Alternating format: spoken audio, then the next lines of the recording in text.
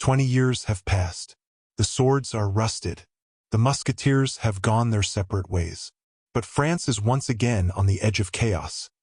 Civil war brews, and power games threaten the throne. One letter, one mission, and the Brotherhood must reunite. D'Artagnan, Athos, Porthos, Aramis.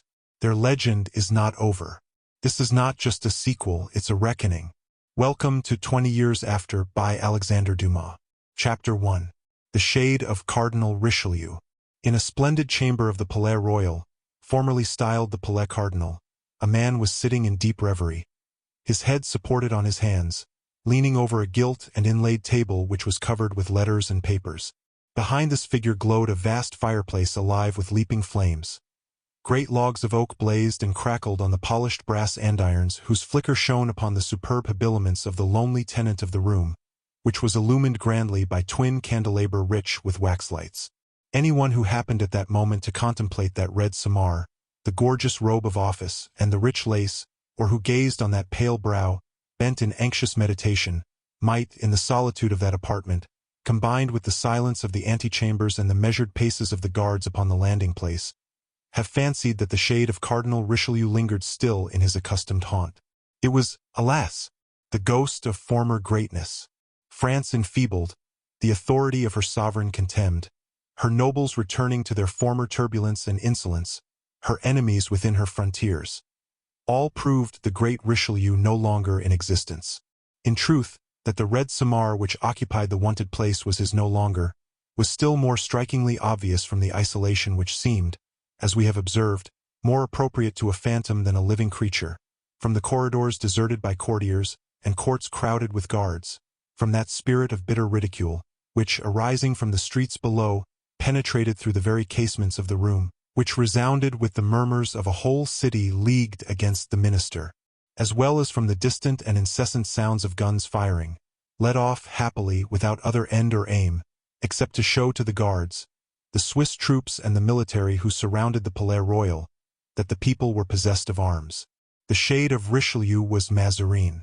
Now Mazarin was alone and defenseless, as he well knew. "Foreigner!" he ejaculated. "Italian!" That is their mean yet mighty byword of reproach, the watchword with which they assassinated, hanged, and made away with Concini. And if I gave them their way they would assassinate, hang, and make away with me in the same manner, although they have nothing to complain of except a tax or two now and then. Idiots! Ignorant of their real enemies, they do not perceive that it is not the Italian who speaks French badly, but those who can say fine things to them in the purest Parisian accent, who are their real foes.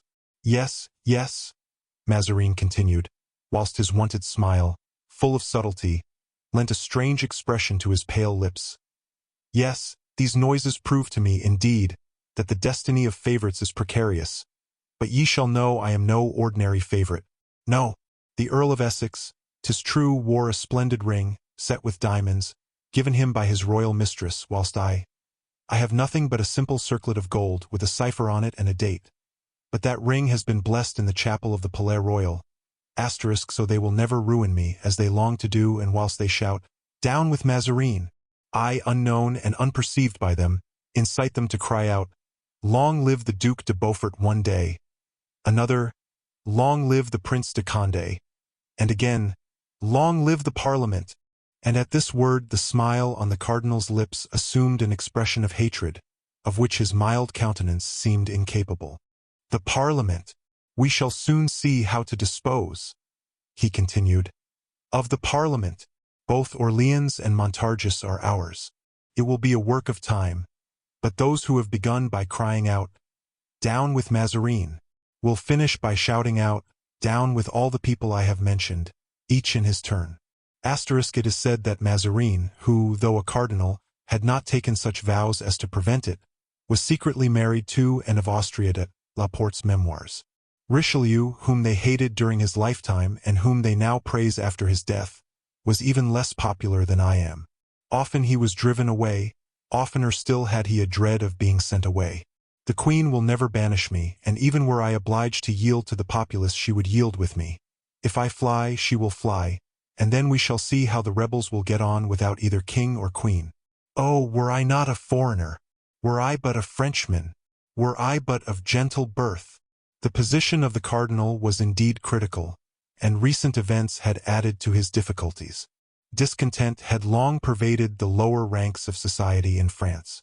Crushed and impoverished by taxation, imposed by Mazarin, whose avarice impelled him to grind them down to the very dust, the people, as the Advocate General Talon described it, had nothing left to them except their souls, and as those could not be sold by auction, they began to murmur.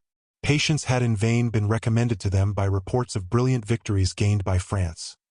Laurels, however, were not meat and drink, and the people had for some time been in a state of discontent. Had this been all, it might not, perhaps, have greatly signified, for when the lower classes alone complained, the court of France, separated as it was from the poor by the intervening classes of the gentry and the bourgeoisie, seldom listened to their voice.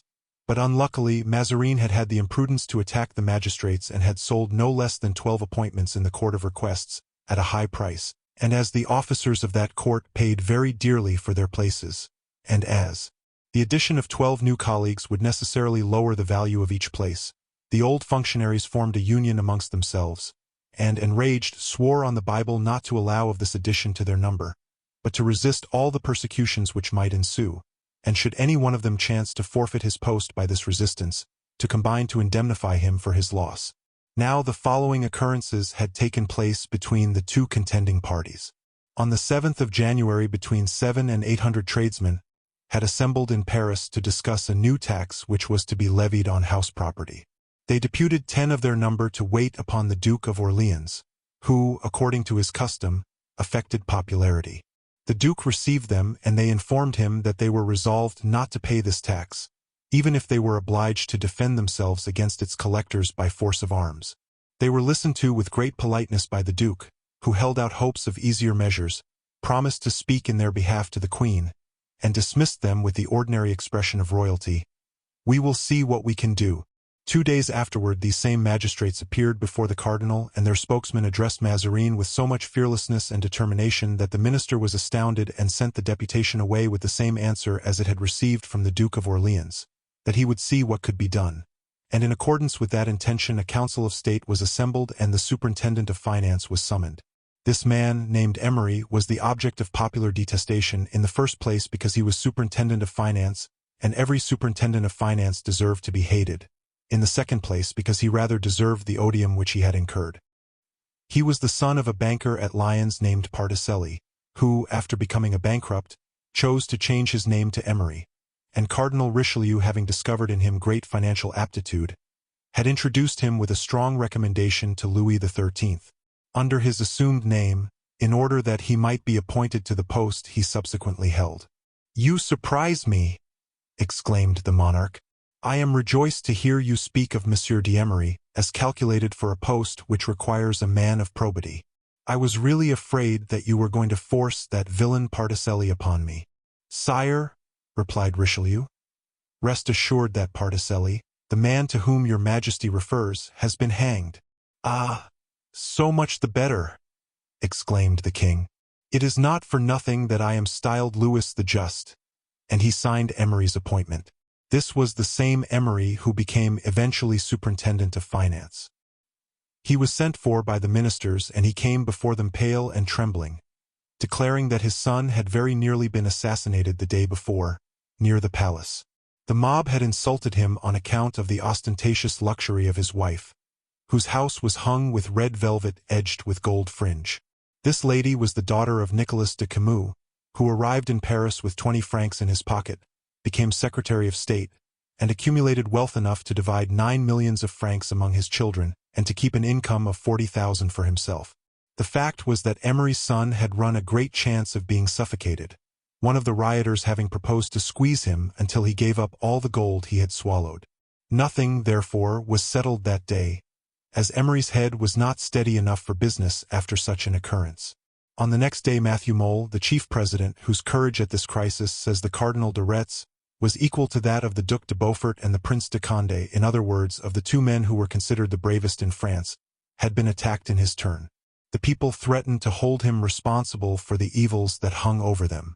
But the chief president had replied with his habitual coolness, without betraying either disturbance or surprise, that should the agitators refuse obedience to the king's wishes, He would have gallows erected in the public squares and proceed at once to hang the most active among them. To which the others had responded that they would be glad to see the gallows erected. They would serve for the hanging of those detestable judges who purchased favor at court at the price of the people's misery. Nor was this all. On the 11th, the Queen, in going to Mass at Notre Dame, as she always did on Saturdays, was followed by more than 200 women demanding justice. These poor creatures had no bad intentions. They wished only to be allowed to fall on their knees before their sovereign, and that they might move her to compassion. But they were prevented by the royal guard, and the Queen proceeded on her way, haughtily disdainful of their entreaties. At length Parliament was convoked. The authority of the king was to be maintained.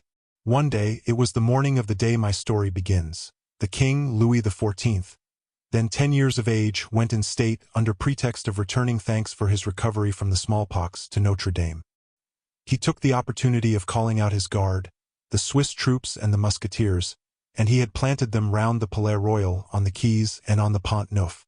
After Mass the young monarch drove to the Parliament House, where, upon the throne, he hastily confirmed not only such edicts as he had already passed, but issued new ones, each one, according to Cardinal de Retz, more ruinous than the others, a proceeding which drew forth a strong remonstrance from the chief president, Mole, whilst President Blancmesnil and Councillor Broussel raised their voices in indignation against fresh taxes. The king returned amidst the silence of a vast multitude to the Palais Royal.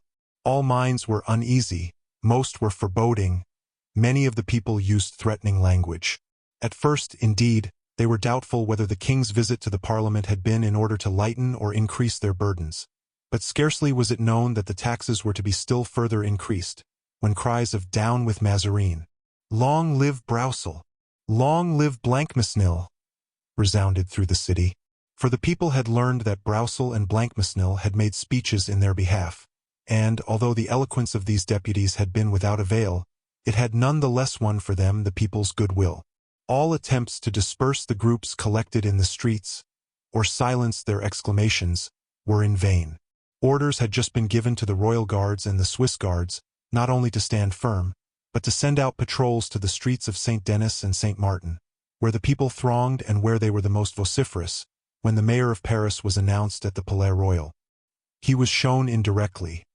He came to say that if these offensive precautions were not discontinued, in 2 hours Paris would be under arms. Deliberations were being held when a lieutenant in the guards, named Comminges, made his appearance, with his clothes all torn, his face streaming with blood. The Queen, on seeing him, uttered a cry of surprise and asked him what was going on. As the mayor had foreseen, the sight of the guards had exasperated the mob. The tocsin was sounded. Comminges had arrested one of the ringleaders and had ordered him to be hanged near the cross of Du Trottoir. But in attempting to execute this command, the soldiery were attacked in the marketplace with stones and halberds. The delinquent had escaped to the Rue de Lombards and rushed into a house. They broke open the doors and searched the dwelling, but in vain. Comminges, wounded by a stone which had struck him on the forehead, had left a picket in the street and returned to the Palais Royal, followed by a menacing crowd, to tell his story. This account confirmed that of the mayor. The authorities were not in a condition to cope with serious revolt. Mazarin endeavored to circulate among the people a report that troops had only been stationed on the quays and on the Pont Neuf, on account of the ceremonial of the day, and that they would soon withdraw. In fact, about 4 o'clock they were all concentrated about the Palais Royal, the courts and ground floors of which were filled with musketeers and Swiss guards, and there awaited the outcome of all this disturbance. Such was the state of affairs at the very moment we introduced our readers to the study of Cardinal Mazarin, once that of Cardinal Richelieu. We have seen in what state of mind he listened to the murmurs from below, which even reached him in his seclusion, and to the guns, the firing of which resounded through that room. All at once he raised his head, his brow slightly contracted like that of a man who has formed a resolution. He fixed his eyes upon an enormous clock that was about to strike 10, and taking up a whistle of silver gilt that stood upon the table near him, he shrilled it twice. A door hidden in the tapestry opened noiselessly, and a man in black silently advanced and stood behind the chair on which Mazarin sat. "Bernouin," said the cardinal, not turning round, for having whistled, he knew that it was his valet-de-chamber who was behind him. "What musketeers are now within the palace?" "The Black Musketeers, my lord." "What company?" Treville's company. Is there any officer belonging to this company in the antechamber? Lieutenant D'Artagnan. A man on whom we can depend, I hope. Yes, my lord. Give me a uniform of one of these musketeers and help me to put it on. The valet went out as silently as he had entered and appeared in a few minutes bringing the dress demanded. The cardinal, in deep thought and in silence, began to take off the robes of state he had assumed in order to be present at the sitting of Parliament, and to attire himself in the military coat, which he wore with a certain degree of easy grace, owing to his former campaigns in Italy. When he was completely dressed, he said, "Send hither Monsieur d'Artagnan." The valet went out of the room, this time by the center door, but still as silently as before. One might have fancied him an apparition. When he was left alone, the cardinal looked at himself in the glass with a feeling of self-satisfaction. Still young, for he was scarcely 46 years of age. He possessed great elegance of form and was above the middle height. His complexion was brilliant and beautiful, his glance full of expression. His nose, though large, was well proportioned, his forehead broad and majestic. His hair, of a chestnut color, was curled slightly. His beard, which was darker than his hair, was turned carefully with a curling iron, a practice that greatly improved it. After a short time the cardinal arranged his shoulder belt, then looked with great complacency at his hands, which were most elegant and of which he took the greatest care, and throwing on one side the large kid gloves tried on at first as belonging to the uniform, he put on others of silk only. At this instant the door opened. "Monsieur d'Artagnan," said the valet-de-chamber. An officer, as he spoke, entered the apartment. He was a man between 39 and 40 years of age, of medium height but a very well-proportioned figure, with an intellectual and animated physiognomy. His beard black and his hair turning gray, as often happens when people have found life either too gay or too sad, more especially when they happen to be of swart complexion. D'Artagnan advanced a few steps into the apartment. How perfectly he remembered his former entrance into that very room. Seeing, however, no one there except a musketeer of his own troop, he fixed his eyes upon the supposed soldier, in whose dress, nevertheless, he recognized at the first glance the cardinal. The lieutenant remained standing in a dignified but respectful posture, such as became a man of good birth, who had in the course of his life been frequently in the society of the highest nobles. The cardinal looked at him with a cunning rather than serious glance. Yet he examined his countenance with attention and after a momentary silence said, "You are Monsieur d'Artagnan?" "I am that individual," replied the officer. Mazarin gazed once more at a countenance full of intelligence, the play of which had been, nevertheless, subdued by age and experience. And D'Artagnan received the penetrating glance like one who had formerly sustained many a searching look, very different, indeed, from those which were inquiringly directed on him at that instant. "Sir," resumed the cardinal, "you are to come with me, or rather I am to go with you." "I am at your command, my lord," returned D'Artagnan. "I wish to visit in person the outposts which surround the Palais Royal. Do you suppose that there is any danger in so doing?" "Danger, my lord!" exclaimed D'Artagnan with a look of astonishment. "What danger?" "I am told that there is a general insurrection. The uniform of the king's musketeers carries a certain respect with it, and even if that were not the case I would engage with 4 of my men to put to flight 100 of these clowns. Did you witness the injury sustained by Comminges? Monsieur de Comminges is in the guards and not in the musketeers, which means, I suppose, that the musketeers are better soldiers than the guards." The cardinal smiled as he spoke. "Everyone likes his own uniform best, my lord, myself excepted," and again Mazarin smiled. "For you perceive that I have left off mine and put on yours." "Lord bless us! This is modesty indeed," cried D'Artagnan. "Had I such a uniform as your eminence possesses, I protest I should be mightily content, and I would take an oath never to wear any other costume. Yes, but for tonight's adventure I don't suppose my dress would have been a very safe one. Give me my felt hat, Bernouin." The valet instantly brought to his master a regimental hat with a wide brim. The cardinal put it on in military style. "Your horses are ready saddled in their stables, are they not?" he said, turning to D'Artagnan. "Yes, my lord." "Well, let us set out. How many men does your eminence wish to escort you?" "You say that with 4 men you will undertake to disperse 100 low fellows. as it may happen that we shall have to encounter 200, take 8, as many as my lord wishes. I will follow you. This way. Light us downstairs, Bernuin. The valet held a wax light. The cardinal took a key from his bureau and, opening the door of a secret stair, descended into the court of the Palais Royal. Chapter 2. A Nightly Patrol. In 10 minutes Mazarin and his party were traversing the street Les Bons Enfants, behind the theatre built by Richelieu expressly for the play of Mirame, and in which Mazarin, who was an amateur of music but not of literature, had introduced into France the first opera that was ever acted in that country. The appearance of the town denoted the greatest agitation. Numberless groups paraded the streets, and, whatever D'Artagnan might think of it, it was obvious that the citizens had for the night laid aside their usual forbearance, in order to assume a warlike aspect. From time to time noises came in the direction of the public markets. The report of firearms was heard near the Rue Saint-Denis, and occasionally church bells began to ring indiscriminately and at the caprice of the populace. D'Artagnan, meantime, pursued his way with the indifference of a man upon whom such acts of folly made no impression. When he approached a group in the middle of the street, he urged his horse upon it without a word of warning, and the members of the group, whether rebels or not, as if they knew with what sort of a man they had to deal, at once gave place to the patrol. The cardinal envied that composure, which he attributed to the habit of meeting danger, but none the less he conceived for the officer under whose orders he had for the moment placed himself, that consideration which even prudence pays to careless courage. On approaching an outpost near the Barrière des Surgeons, the sentinel cried out, "Who's there?" And D'Artagnan answered, having first asked the word of the cardinal, "Louis and Rocroy," after which he inquired if Lieutenant Comminges were not the commanding officer at the outpost. The soldier replied by pointing out to him an officer who was conversing on foot, his hand upon the neck of a horse on which the individual to whom he was talking sat. Here was the officer D'Artagnan was seeking.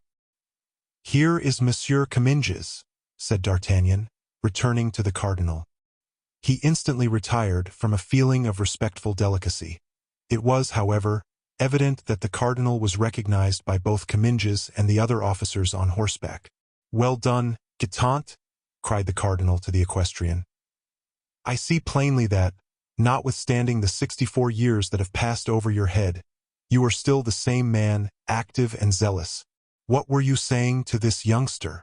"My lord," replied Guitant, "I was observing that we live in troublous times, and that today's events are very like those in the days of the League, of which I heard so much in my youth. Are you aware that the mob have even suggested throwing up barricades in the Rue Saint-Denis and the Rue Saint-Antoine? And what was Comminges saying to you in reply, my good Guitant?"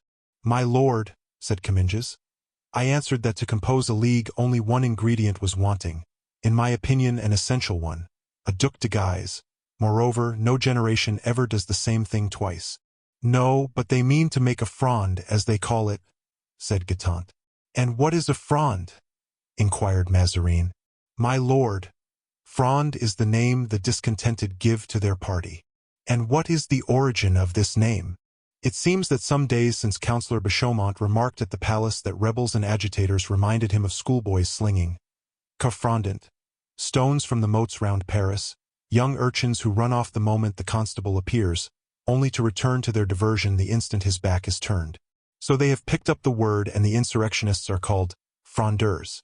And yesterday every article sold was à la fronde, bread à la fronde, hats à la fronde, to say nothing of gloves, pocket handkerchiefs, and fans. But listen, at that moment a window opened and a man began to sing. "A tempest from the Fronde did blow today, I think 'twill blow. Sieur Mazarin away." "Insolent wretch!" cried Guitant. "My lord," said Comminges, who, irritated by his wounds, wished for revenge and longed to give back blow for blow. "Shall I fire off a ball to punish that jester, and to warn him not to sing so much out of tune in the future?" And as he spoke, he put his hand on the holster of his uncle's saddlebow. "Certainly not, certainly not," exclaimed Mazarin. "Diavolo! My dear friend, you are going to spoil everything. Everything is going on famously. I know the French as well as if I had made them myself. They sing, 'Let them pay the piper.'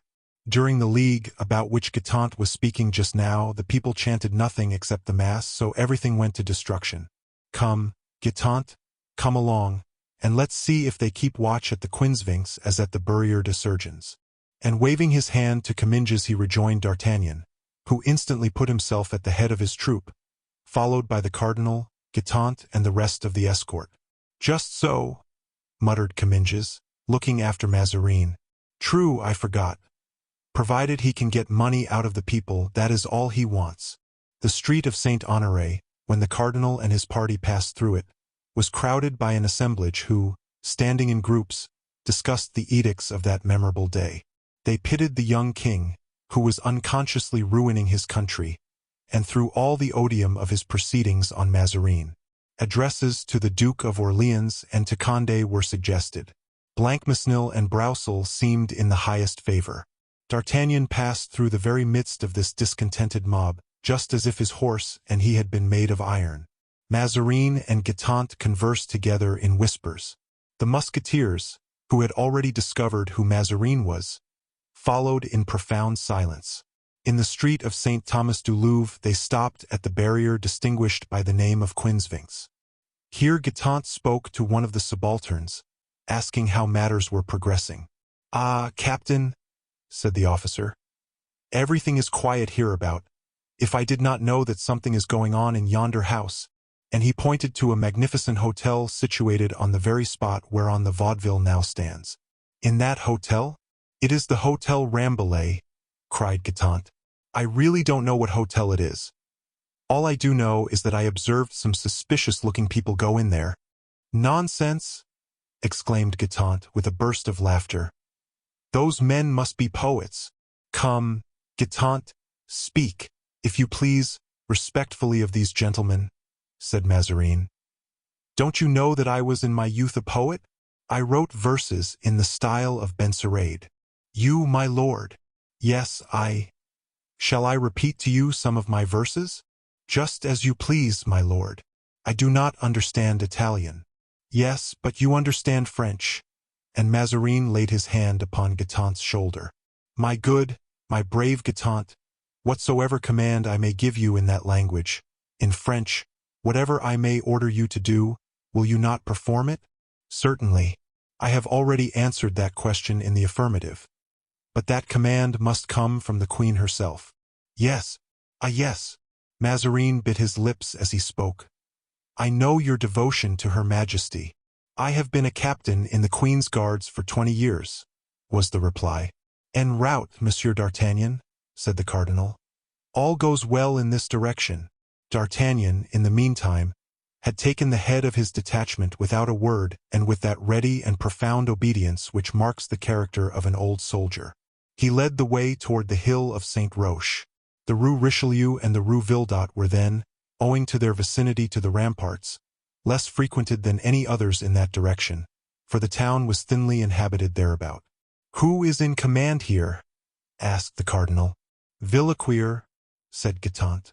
"Diavolo! Speak to him yourself, for ever since you were deputed by me to arrest the Duc de Beaufort, this officer and I have been on bad terms. He laid claim to that honor as captain of the Royal Guards.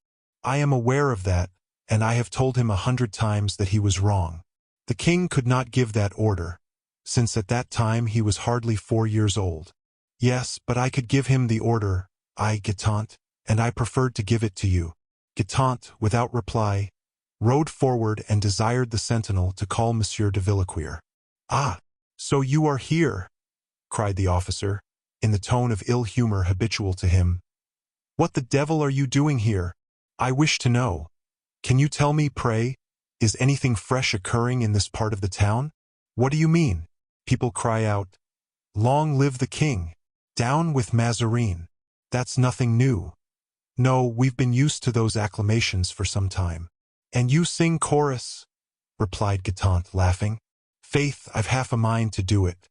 In my opinion the people are right, and cheerfully would I give up 5 years of my pay, which I am never paid, by the way, to make the king 5 years older." "Really? And pray what would come to pass, supposing the king were 5 years older than he is?" As soon as ever the king comes of age, he will issue his commands himself. And 'tis far pleasanter to obey the grandson of Henry IV than the son of Peter Mazarin. 'Sdeath, I would die willingly for the king, but supposing I happen to be killed on account of Mazarin, as your nephew came near being today, there could be nothing in paradise, however well placed I might be there, that could console me for it. Well, well, Monsieur de Villequier, Mazarin interposed, I shall make it my care the king hears of your loyalty. Come, gentlemen, addressing the troop, let us return. Stop, exclaimed Villequier. So Mazarin was here, so much the better. I have been waiting for a long time to tell him what I think of him. I am obliged to you, Guitant, although your intention was perhaps not very favorable to me, for such an opportunity. He turned away and went off to his post, whistling a tune then popular among the party called the Fronde, whilst Mazarin returned, in a pensive mood, toward the Palais Royal.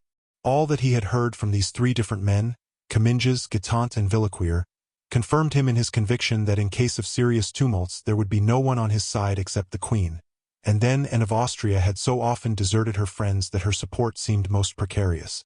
During the whole of this nocturnal ride, during the whole time that he was endeavoring to understand the various characters of Comminges, Guitant, and Villequier, Mazarin was, in truth, studying more especially one man. This man, who had remained immovable as bronze when menaced by the mob, not a muscle of whose face was stirred, either at Mazarin's witticisms or by the jests of the multitude, seemed to the cardinal a peculiar being, who, having participated in past events similar to those now occurring, was calculated to cope with those now on the eve of taking place. The name of D'Artagnan was not altogether new to Mazarin, who, although he did not arrive in France before the year 1634 or 1635, that is to say, about 8 or 9 years after the events which we have related in a preceding narrative, fancied he had heard it pronounced as that of one who was said to be a model of courage, address, and loyalty. The Three Musketeers. Possessed by this idea, the cardinal resolved to know all about D'Artagnan immediately. Of course he could not inquire from D'Artagnan himself who he was and what had been his career. He remarked, however, in the course of conversation that the lieutenant of Musketeers spoke with a Gascon accent. Now the Italians and the Gascons are too much alike and know each other too well ever to trust what any one of them may say of himself. So in reaching the walls which surrounded the Palais Royal, the cardinal knocked at a little door, and after thanking D'Artagnan and requesting him to wait in the court of the Palais Royal, he made a sign to Guitant to follow him.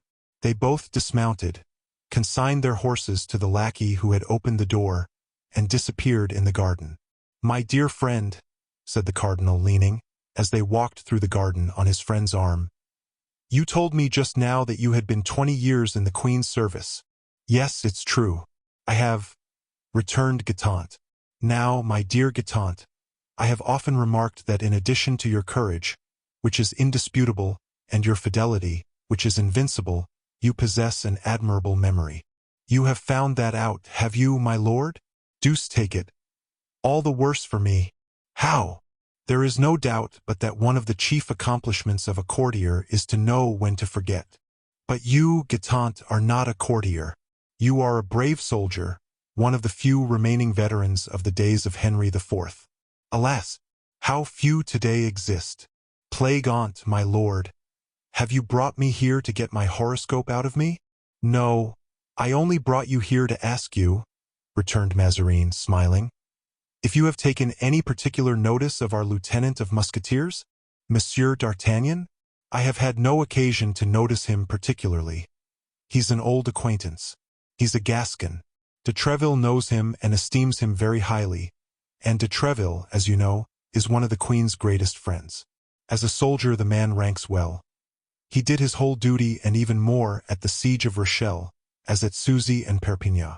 But you know, Guitant, we poor ministers often want men with other qualities besides courage. We want men of talent. Pray, was not Monsieur d'Artagnan, in the time of the cardinal, mixed up in some intrigue from which he came out, according to report, quite cleverly? My lord, as to the report you allude to, Guitant perceived that the cardinal wished to make him speak out. I know nothing but what the public knows. I never meddle in intrigues, and if I occasionally become a confidant of the intrigues of others, I am sure your eminence will approve of my keeping them secret. Mazarin shook his head. Ah, he said, Some ministers are fortunate and find out all that they wish to know. My lord, replied Guitant, such ministers do not weigh men in the same balance. They get their information on war from warriors, on intrigues from intriguers. Consult some politician of the period of which you speak, and if you pay well for it, you will certainly get to know all you want. Pardieu, said Mazarin, with a grimace which he always made when spoken to about money. They will be paid, if there is no way of getting out of it. Does my lord seriously wish me to name anyone who was mixed up in the cabals of that day? By Bacchus, rejoined Mazarin impatiently. It's about an hour since I asked you for that very thing, wooden head that you are. There is one man for whom I can answer if he will speak out. That's my concern. I will make him speak. Ah, my lord, 'tis not easy to make people say what they don't wish to let out. Pooh! With patience one must succeed. Well, this man. Who is he? The Comte de Rochefort. The Comte de Rochefort. Unfortunately, he has disappeared these 4 or 5 years, and I don't know where he is. I know, Guitant, said Mazarin. Well, then, how is it that your eminence complained just now of want of information? You think, resumed Mazarin, that Rochefort. He was Cardinal Richelieu's creature, my lord. I warn you, however, his services will cost you something. The cardinal was lavish to his underlings. Yes, Guitant, said Mazarin. Richelieu was a great man, a very great man, but he had that defect.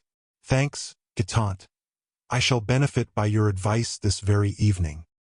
Here they separated, and bidding adieu to Guitant in the court of the Palais Royal, Mazarin approached an officer who was walking up and down within that enclosure.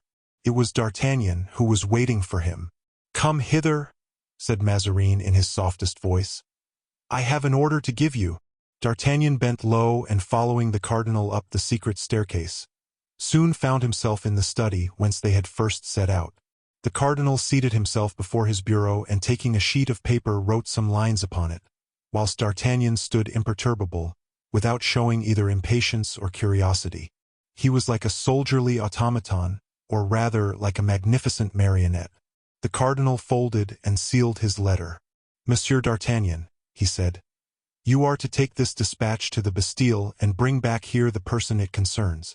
You must take a carriage and an escort, and guard the prisoner with the greatest care. D'Artagnan took the letter, touched his hat with his hand, turned round upon his heel like a drill sergeant, and a moment afterward was heard, in his dry and monotonous tone, commanding for men and an escort, a carriage and a horse.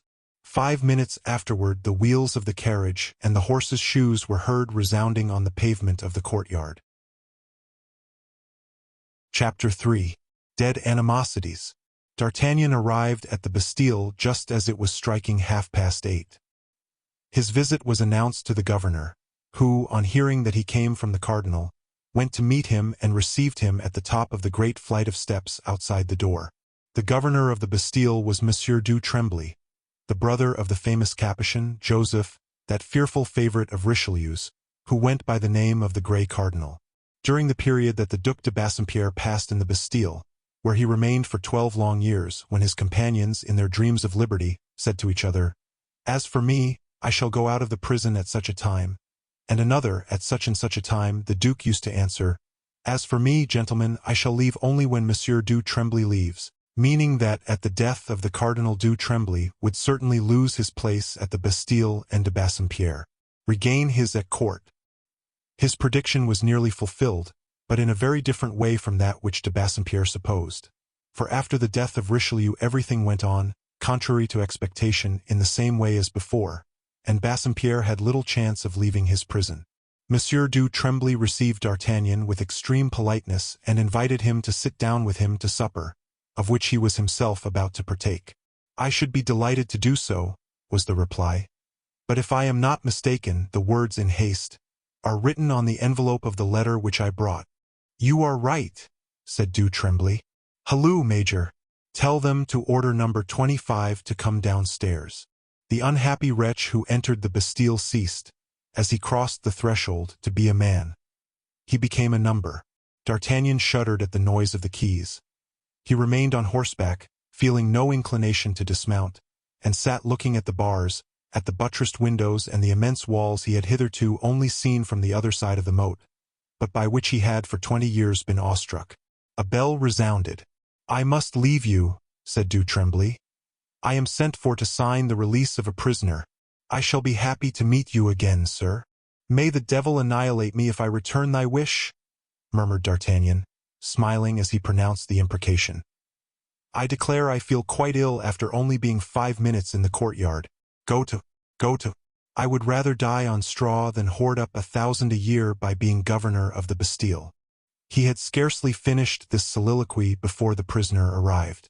On seeing him, D'Artagnan could hardly suppress an exclamation of surprise. The prisoner got into the carriage without seeming to recognize the Musketeer. "Gentlemen," thus D'Artagnan addressed the 4 Musketeers, "I am ordered to exercise the greatest possible care in guarding the prisoner, and since there are no locks to the carriage, I shall sit beside him. Monsieur de Lillebonne, lead my horse by the bridle, if you please." As he spoke he dismounted, gave the bridle of his horse to the Musketeer, and placing himself by the side of the prisoner said, in a voice perfectly composed, "To the Palais Royal at full trot." The carriage drove on, and D'Artagnan, availing himself of the darkness in the archway under which they were passing, threw himself into the arms of the prisoner. "Rochefort!" he exclaimed. "You! Is it you, indeed? I am not mistaken." "D'Artagnan!" cried Rochefort. "Ah, my poor friend," resumed D'Artagnan. "Not having seen you for 4 or 5 years, I concluded you were dead." "I faith," said Rochefort, "there's no great difference, I think, between a dead man and one who has been buried alive. Now I have been buried alive, or very nearly so. And for what crime are you imprisoned in the Bastille? Do you wish me to speak the truth?" "Yes." "Well, then, I don't know. Have you any suspicion of me, Rochefort?" "No, on the honor of a gentleman. But I cannot be imprisoned for the reason alleged. It is impossible." "What reason?" asked D'Artagnan. "For stealing." "For stealing? You, Rochefort, you are laughing at me. I understand. You mean that this demands explanation, do you not?" "I admit it." "Well, this is what actually took place. One evening after an orgy in Reinard's apartment at the Tuileries with the Duc d'Harcourt, Fontrailles, de Roos and others, the Duc d'Harcourt proposed that we should go and pull cloaks on the Pont Neuf. That is, a diversion which the Duc d'Orleans made quite the fashion. Were you crazy, Rochefort? At your age? No, I was drunk. And yet, since the amusement seemed to me rather tame, I proposed to Chevalier de Roos that we should be spectators instead of actors, and, in order to see to advantage, that we should mount the bronze horse. No sooner said than done. Thanks to the spurs, which served as stirrups, in a moment we were perched upon the croup. We were well placed and saw everything. 4 or 5 cloaks had already been lifted, with a dexterity without parallel, and not one of the victims had dared to say a word, when some fool of a fellow, less patient than the others, took it into his head to cry out, "Guard!" and drew upon us a patrol of archers. Duc d'Harcourt, Fontrailles, and the others escaped. De Roos was inclined to do likewise, but I told him they wouldn't look for us where we were. He wouldn't listen, put his foot on the spur to get down. The spur broke, he fell with a broken leg, and, instead of keeping quiet, took to crying out like a gallows bird. I then was ready to dismount, but it was too late. I descended into the arms of the archers. They conducted me to the Châtelet, where I slept soundly, being very sure that on the next day I should go forth free. The next day came and passed, the day after, a week. I then wrote to the cardinal. The same day they came for me and took me to the Bastille. That was 5 years ago. Do you believe it was because I committed the sacrilege of mounting en croupe behind Henry IV? No, you are right, my dear Rochefort, it couldn't be for that. But you will probably learn the reason soon. Ah, indeed. I forgot to ask you. Where are you taking me? To the cardinal. What does he want with me? I do not know. I did not even know that you were the person I was sent to fetch. Impossible, you. A favorite of the minister. A favorite. No, indeed, cried D'Artagnan. Ah, my poor friend. I am just as poor a Gascon as when I saw you at Meung, 22 years ago, alas. And he concluded his speech with a deep sigh. Nevertheless, you come as one in authority. Because I happened to be in the antechamber when the cardinal called me, by the merest chance. I am still a lieutenant in the Musketeers and have been so these 20 years. Then no misfortune has happened to you? And what misfortune could happen to me? To quote some Latin verses I have forgotten, or rather never knew well, the thunderbolt never falls on the valleys. And I am a valley, dear Rochefort, one of the lowliest of the low. Then Mazarin is still Mazarin? The same as ever, my friend. It is said that he is married to the Queen. Married! If not her husband, he is unquestionably her lover. You surprise me. Rebuff Buckingham and consent to Mazarin. Just like the women, replied D'Artagnan coolly. Like women, not like queens. Egad! Queens are the weakest of their sex, when it comes to such things as these. And M. de Beaufort, is he still in prison? Yes. Why? Oh, nothing, but that he might get me out of this, if he were favorably inclined to me. You are probably nearer freedom than he is, so it will be your business to get him out. And, said the prisoner, what talk is there of war with Spain? With Spain, no, answered D'Artagnan. But Paris. What do you mean? Cried Rochefort. Do you hear the guns, pray? The citizens are amusing themselves in the meantime. And you? Do you really think that anything could be done with these bourgeois?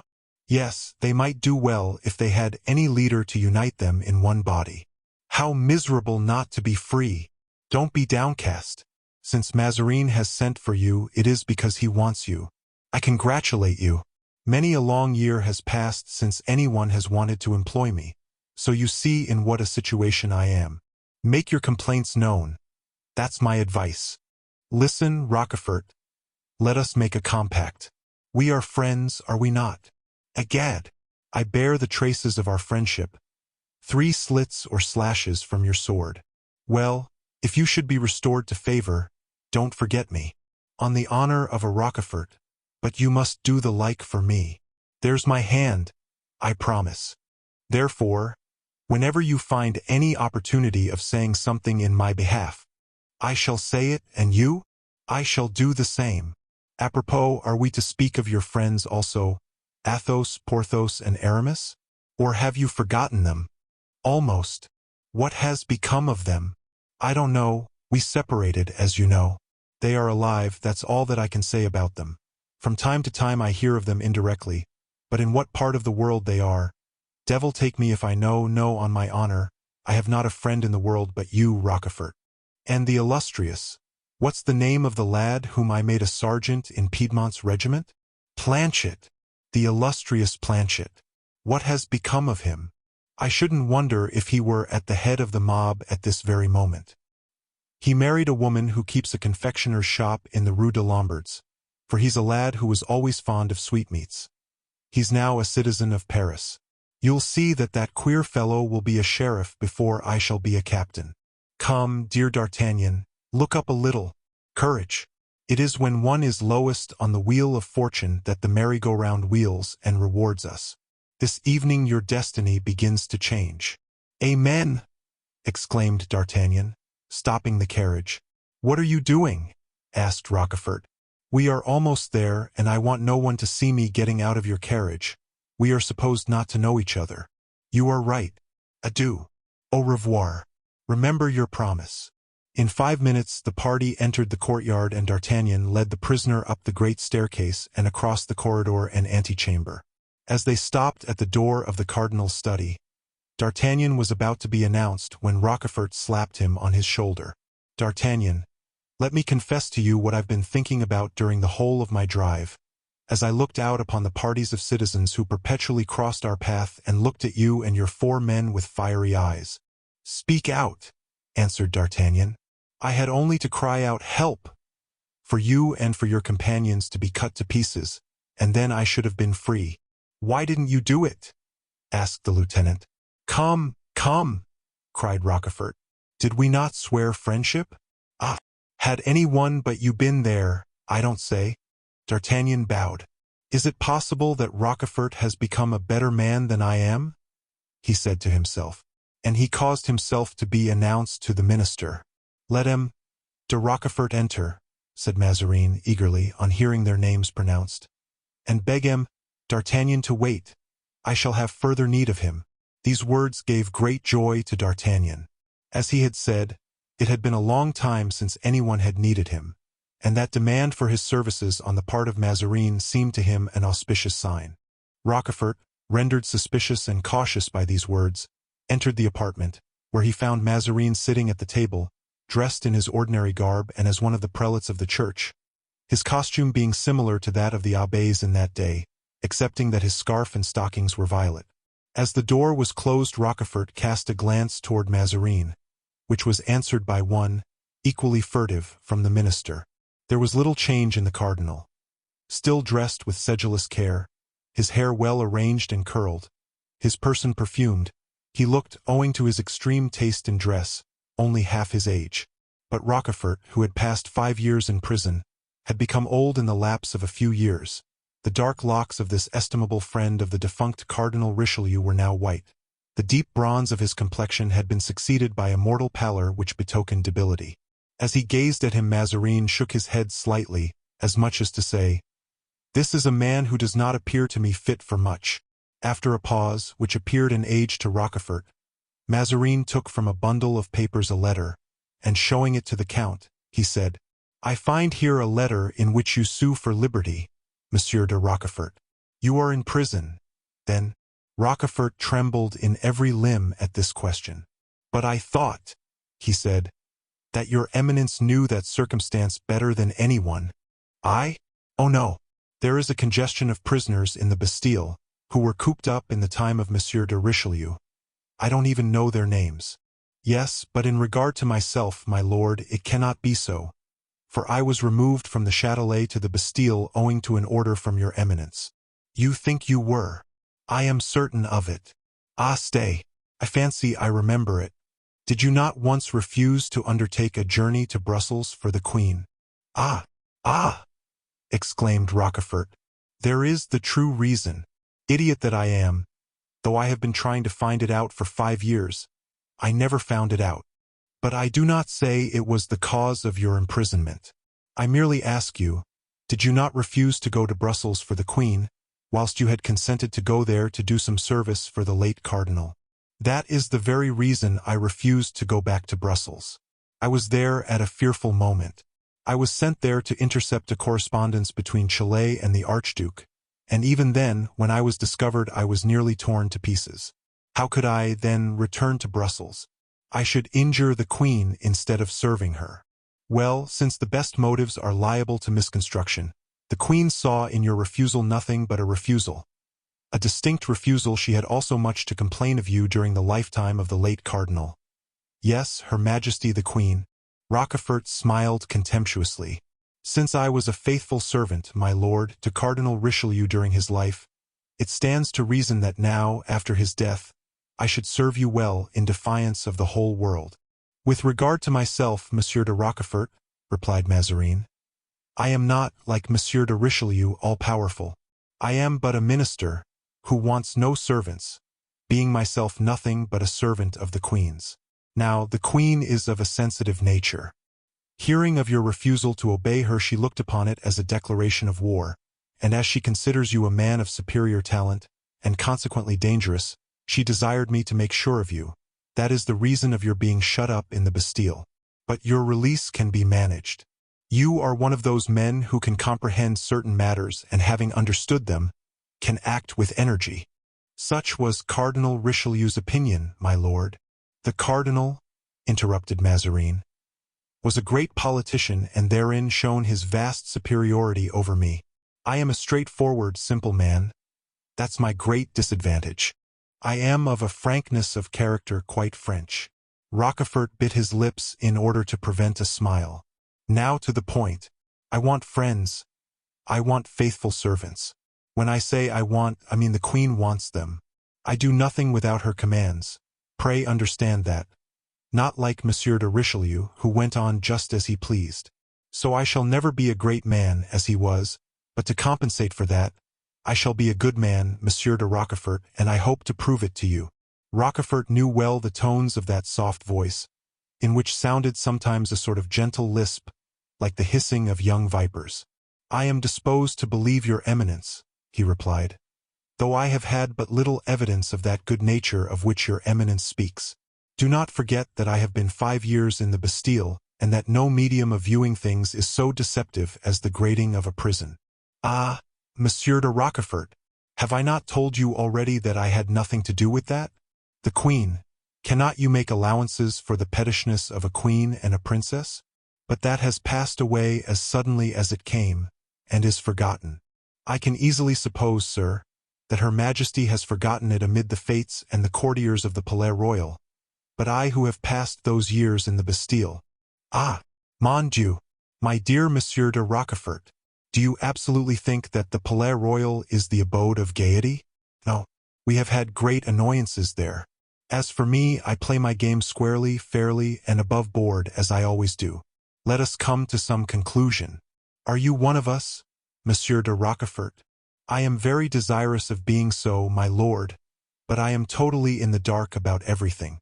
In the Bastille one talks politics only with soldiers and jailers, and you have not an idea, my lord, how little is known of what is going on by people of that sort. I am of Monsieur de Bassompierre's party. Is he still one of the 17 peers of France? He is dead, sir. A great loss. His devotion to the Queen was boundless.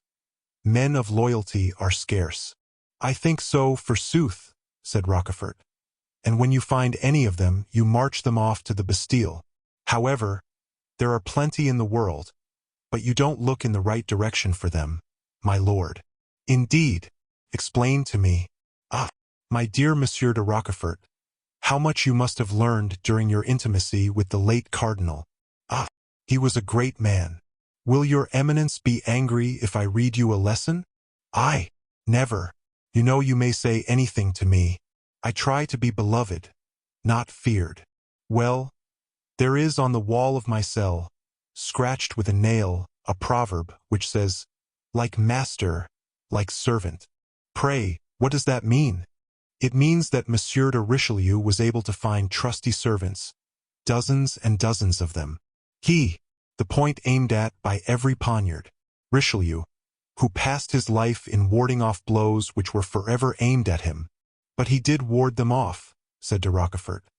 And the reason was, that though he had bitter enemies he possessed also true friends. I have known persons, he continued, for he thought he might avail himself of the opportunity of speaking of D'Artagnan, who by their sagacity and address have deceived the penetration of Cardinal Richelieu, who by their valor have got the better of his guards and spies, persons without money, without support, without credit, yet who have preserved to the crowned head its crown and made the cardinal crave pardon. But those men you speak of, said Mazarin, smiling inwardly on seeing Rochefort approach the point to which he was leading him, those men were not devoted to the cardinal, for they contended against him. No, in that case they would have met with more fitting reward. They had the misfortune to be devoted to that very queen for whom just now you were seeking servants. But how is it that you know so much of these matters?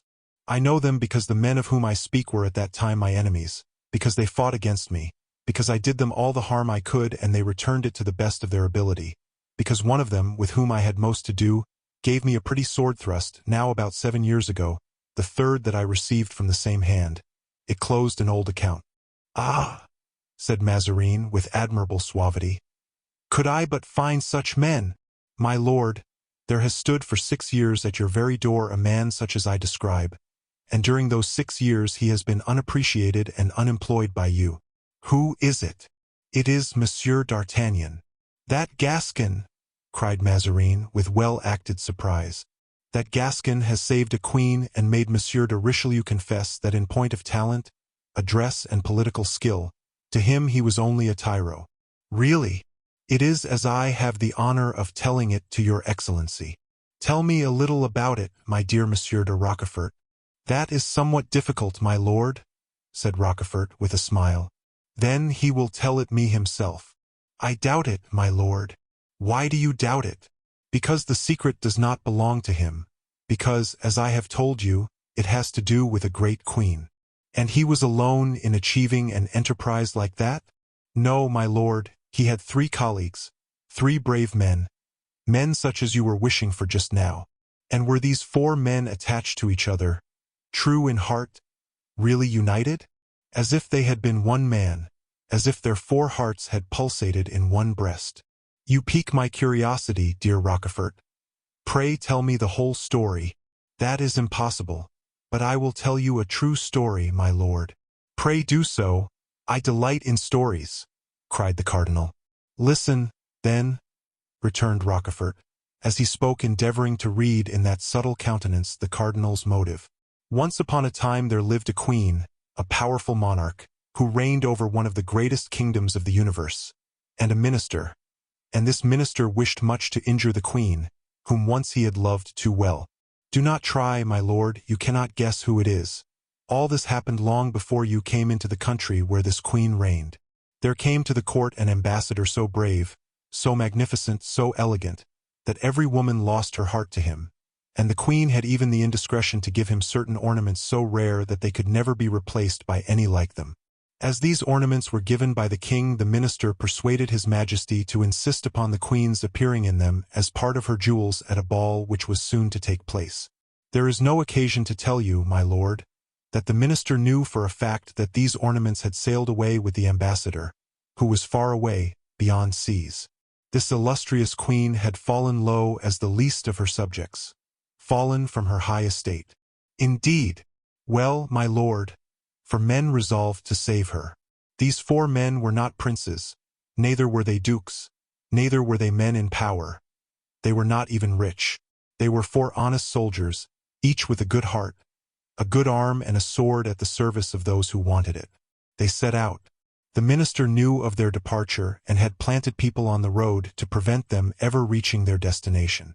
3 of them were overwhelmed and disabled by numerous assailants. 1 of them alone arrived at the port, having either killed or wounded those who wished to stop him. He crossed the sea and brought back the set of ornaments to the great queen, who was able to wear them on her shoulder on the appointed day, and this very nearly ruined the minister. What do you think of that exploit, my lord? It is magnificent, said Mazarin thoughtfully.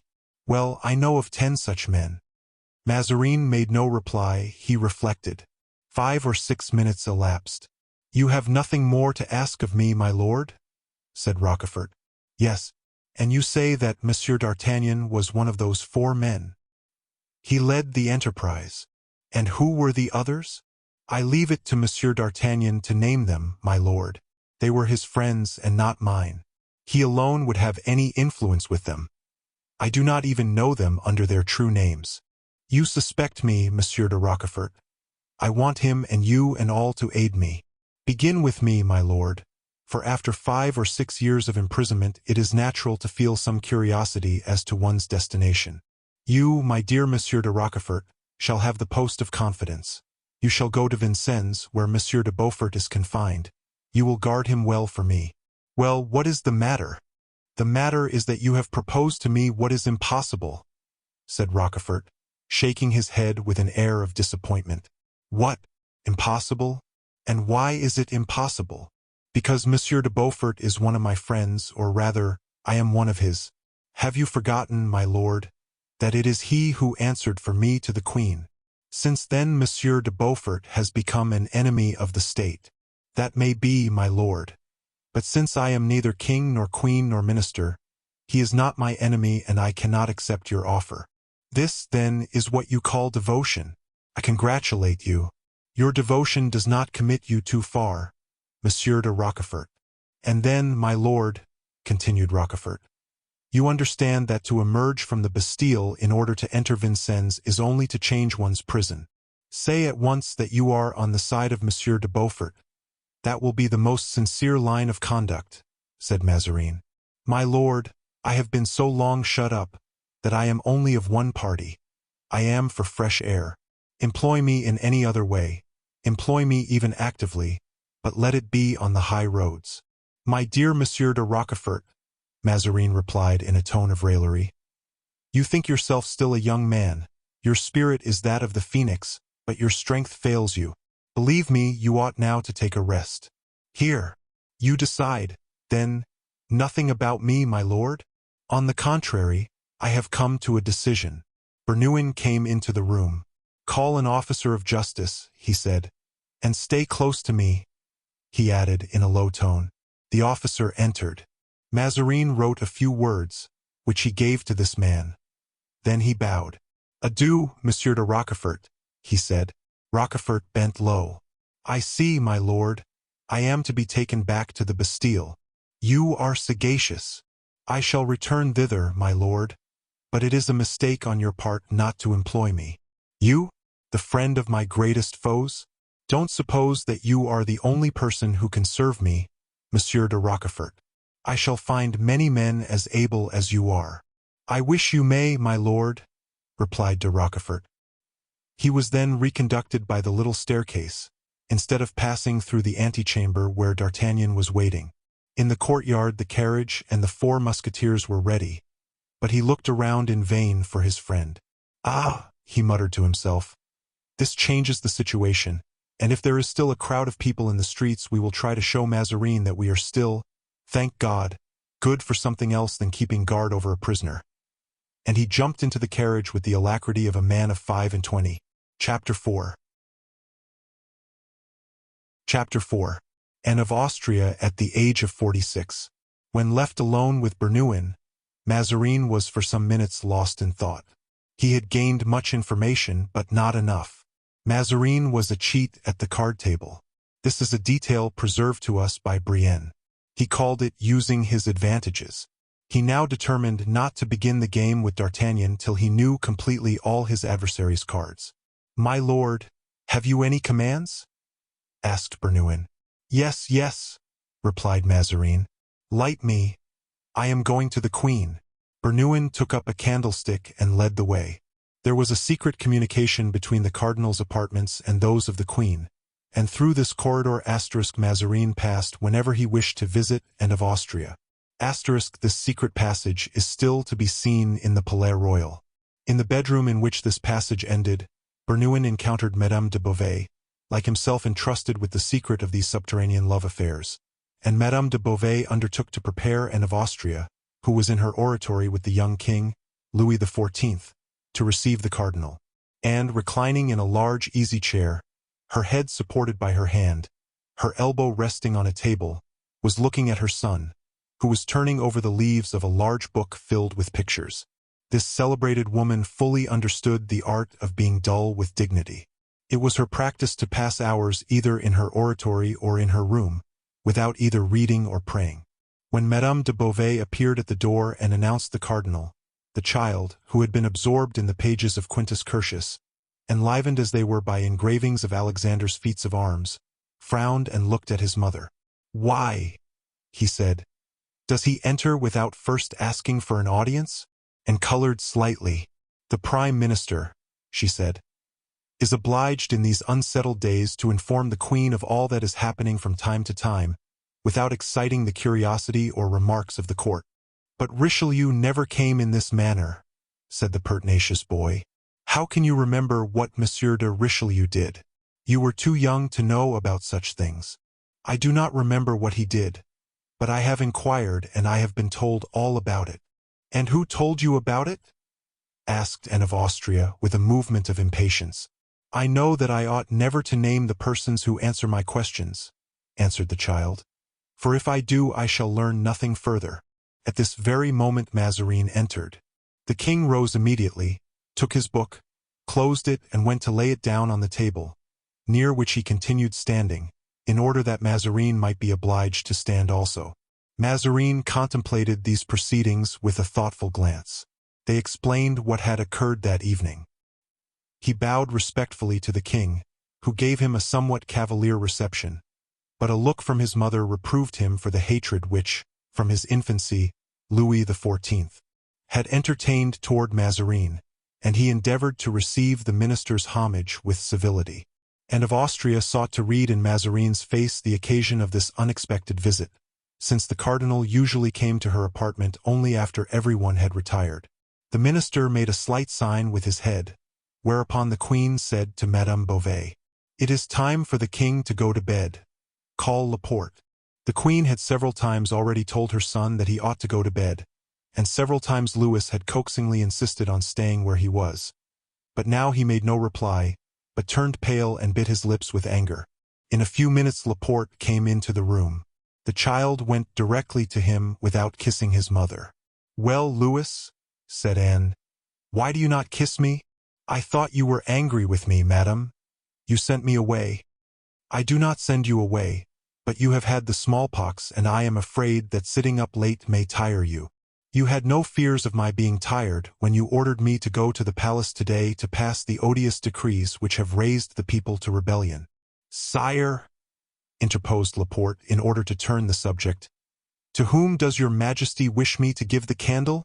"To anyone, Laporte," the child said, and then added in a loud voice, "To anyone except Mancini."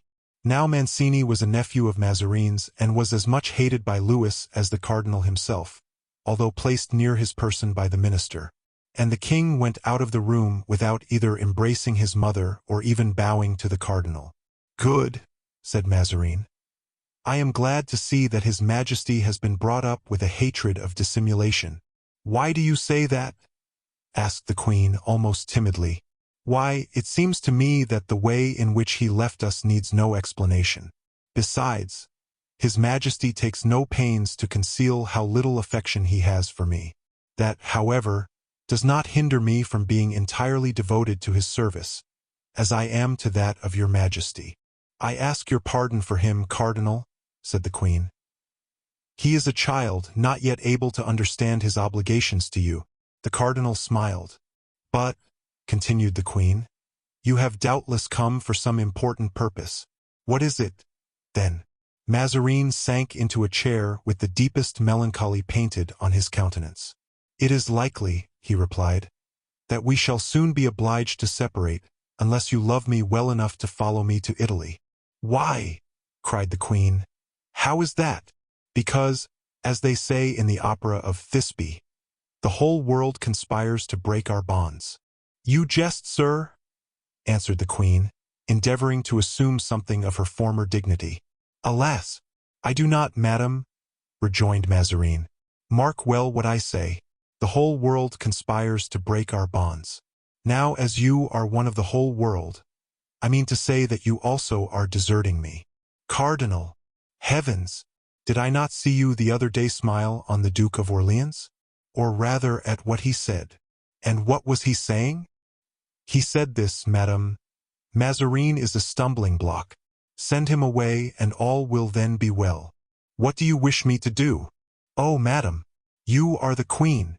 "Queen, forsooth, when I am at the mercy of every scribbler in the Palais Royal who covers waste paper with nonsense, or of every country squire in the kingdom. Nevertheless, you have still the power of banishing from your presence those whom you do not like." "That is to say, whom you do not like," returned the queen. "Aye, persons whom I do not like." "Yes, indeed. Who sent away Madame de Chevreuse after she had been persecuted 12 years under the last reign. A woman of intrigue, who wanted to keep up against me the spirit of cabal she had raised against M. de Richelieu. Who dismissed Madame de Hautefort, that friend so loyal that she refused the favor of the king that she might remain in mine. A prude who told you every night as she undressed you that it was a sin to love a priest, just as if one were a priest because one happens to be a cardinal. Who ordered Monsieur de Beaufort to be arrested, an incendiary the burden of whose song was his intention to assassinate me." "You see, cardinal," replied the queen, "that your enemies are mine." "That is not enough, madam. It is necessary that your friends should be also mine." "My friends, monsieur?" The queen shook her head. "Alas, I have them no longer." "How is it that you have no friends in your prosperity when you had many in adversity?" "It is because in my prosperity I forgot those old friends, monsieur, because I have acted like Queen Marie de Medicis, who, returning from her first exile, treated with contempt all those who had suffered for her and, being proscribed a second time, died at Cologne abandoned by everyone, even by her own son." "Well, let us see," said Mazarin. "Isn't there still time to repair the evil? Search among your friends, your oldest friends." "What do you mean, monsieur?" "Nothing else than I say search." "Alas, I look around me in vain. I have no influence with anyone. Monsieur is, as usual, led by his favorite. Yesterday it was Choisy, today it is La Rivière, tomorrow it will be someone else. Monsieur le Prince is led by the coadjutor, who is led by Madame de Guémeny. Therefore, Madame, I ask you to look, not among your friends of today, but among those of other times. Among my friends of other times? Said the Queen. Yes, among your friends of other times. Among those who aided you to contend against the Duc de Richelieu and even to conquer him. What is he aiming at? Murmured the Queen, looking uneasily at the Cardinal. Yes, continued His Eminence. Under certain circumstances, with that strong and shrewd mind your Majesty possesses, aided by your friends, you were able to repel the attacks of that adversary. I, said the Queen. I suffered, that is all. Yes, said Mazarin. As women suffer in avenging themselves. Come, let us come to the point. Do you know Monsieur de Rochefort? One of my bitterest enemies, the faithful friend of Cardinal Richelieu. I know that, and we sent him to the Bastille, said Mazarin. Is he at liberty? Asked the Queen. No, still there, but I only speak of him in order that I may introduce the name of another man. Do you know Monsieur d'Artagnan? He added, looking steadfastly at the Queen, and of Austria received the blow with a beating heart. Has the Gascon been indiscreet? She murmured to herself, then said aloud, D'Artagnan. Stop an instant, the name seems certainly familiar. D'Artagnan. There was a musketeer who was in love with one of my women. Poor young creature. She was poisoned on my account. That's all you know of him? Asked Mazarin. The Queen looked at him, surprised. You seem, sir, she remarked, to be making me undergo a course of cross-examination, which you answer according to your fancy, replied Mazarin. Tell me your wishes, and I will comply with them. The Queen spoke with some impatience. Well, madam, said Mazarin, bowing, I desire that you give me a share in your friends, as I have shared with you the little industry and talent that heaven has given me. The circumstances are grave, and it will be necessary to act promptly. Still, said the Queen, I thought that we were finally quit of Monsieur de Beaufort. Yes, you saw only the torrent that threatened to overturn everything, and you gave no attention to the still water. There is, however, a proverb current in France relating to water which is quiet. Continue, said the Queen. Well, then, madam, not a day passes in which I do not suffer affronts from your princes and your lordly servants, all of them automata who do not perceive that I wind up the spring that makes them move, nor do they see that beneath my quiet demeanor lies the still scorn of an injured, irritated man, who has sworn to himself to master them one of these days. We have arrested Monsieur de Beaufort, but he is the least dangerous among them. There is the Prince de Condé, the hero of Rocroi. Do you think of him? Yes, madame, often and often, but pazienza, as we say in Italy.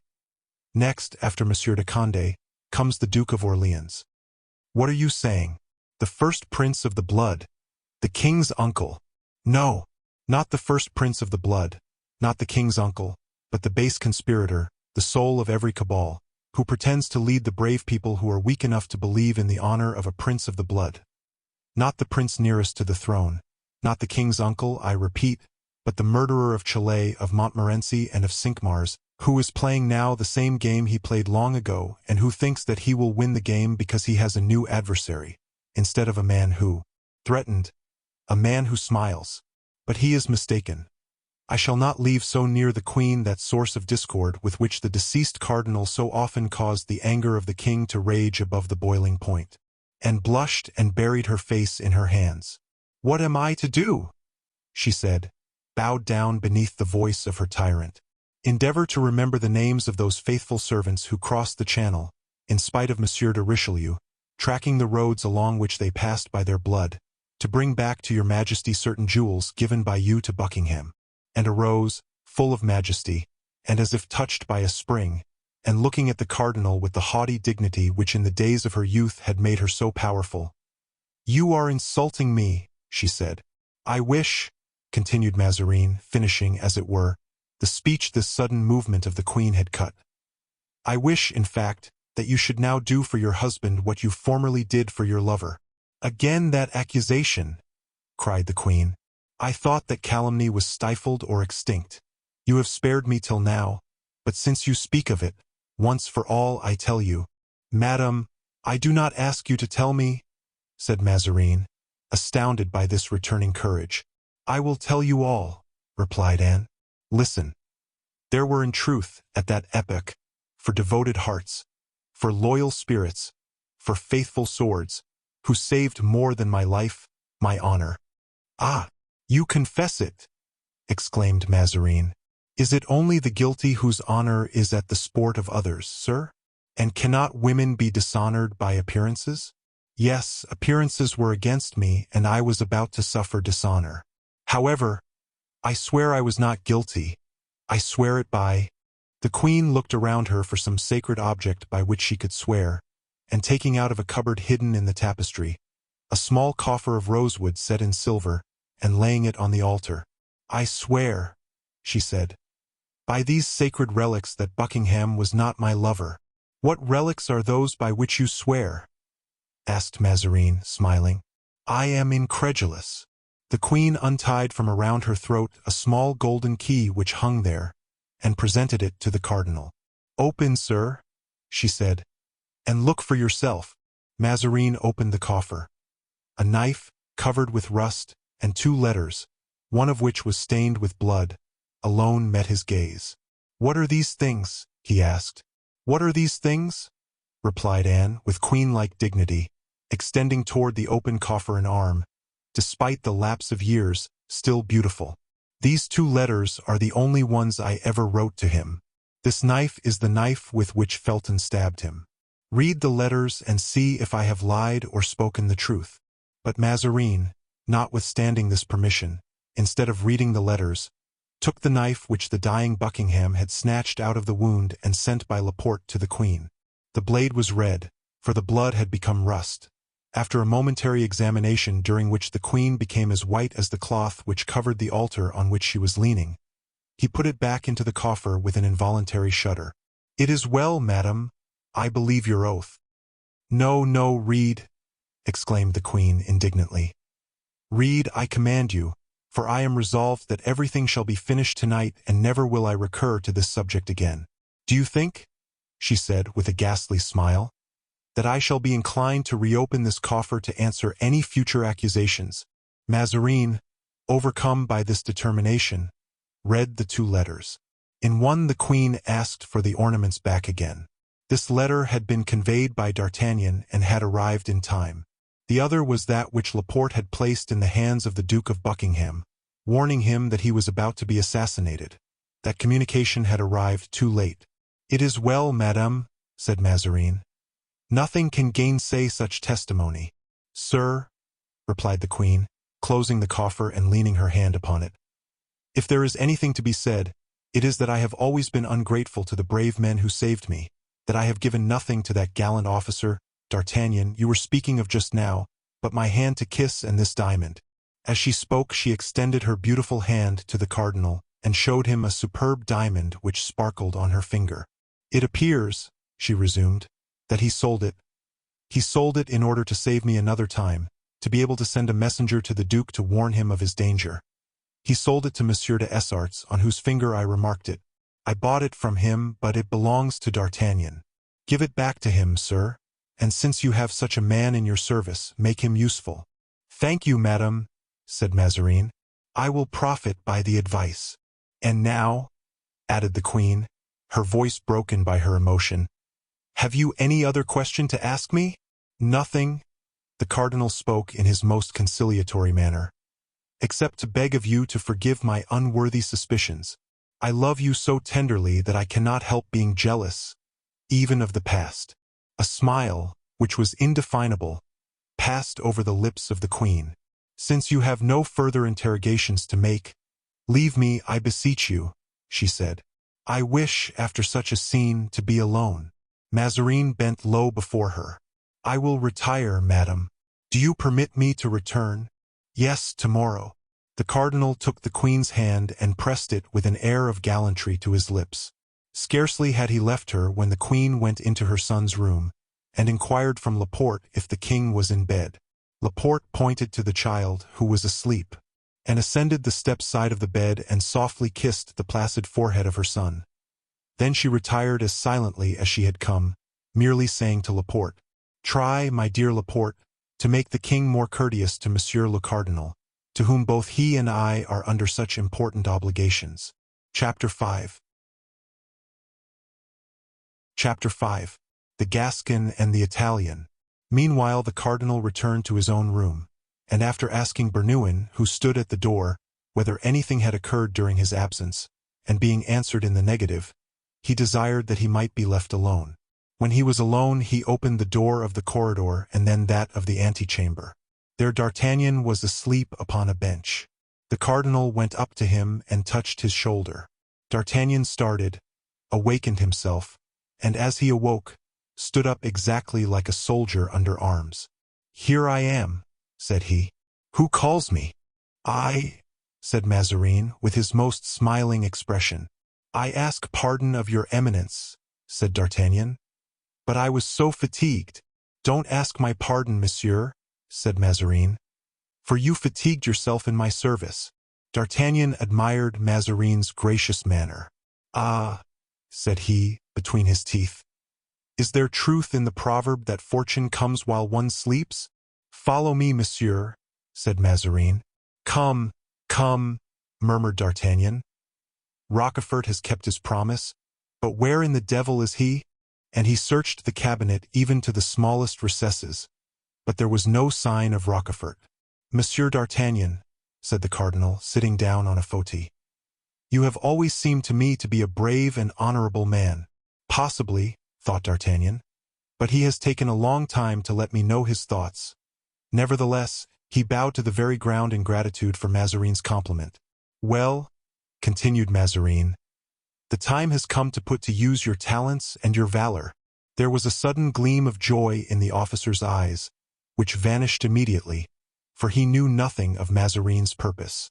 "Order, my lord," he said. "I am ready to obey your eminence." "Monsieur d'Artagnan," continued the cardinal, "you performed sundry superb exploits in the last reign. Your eminence is too good to remember such trifles in my favor. It is true I fought with tolerable success." "I don't speak of your warlike exploits, monsieur," said Mazarin. "Although they gained you much reputation, they were surpassed by others." D'Artagnan pretended astonishment. "Well, you do not reply?" resumed Mazarin. "I am waiting, my lord, till you tell me of what exploits you speak." "I speak of the adventure." You know well what I mean." "Alas, no, my lord," replied D'Artagnan, surprised. "You are discreet, so much the better.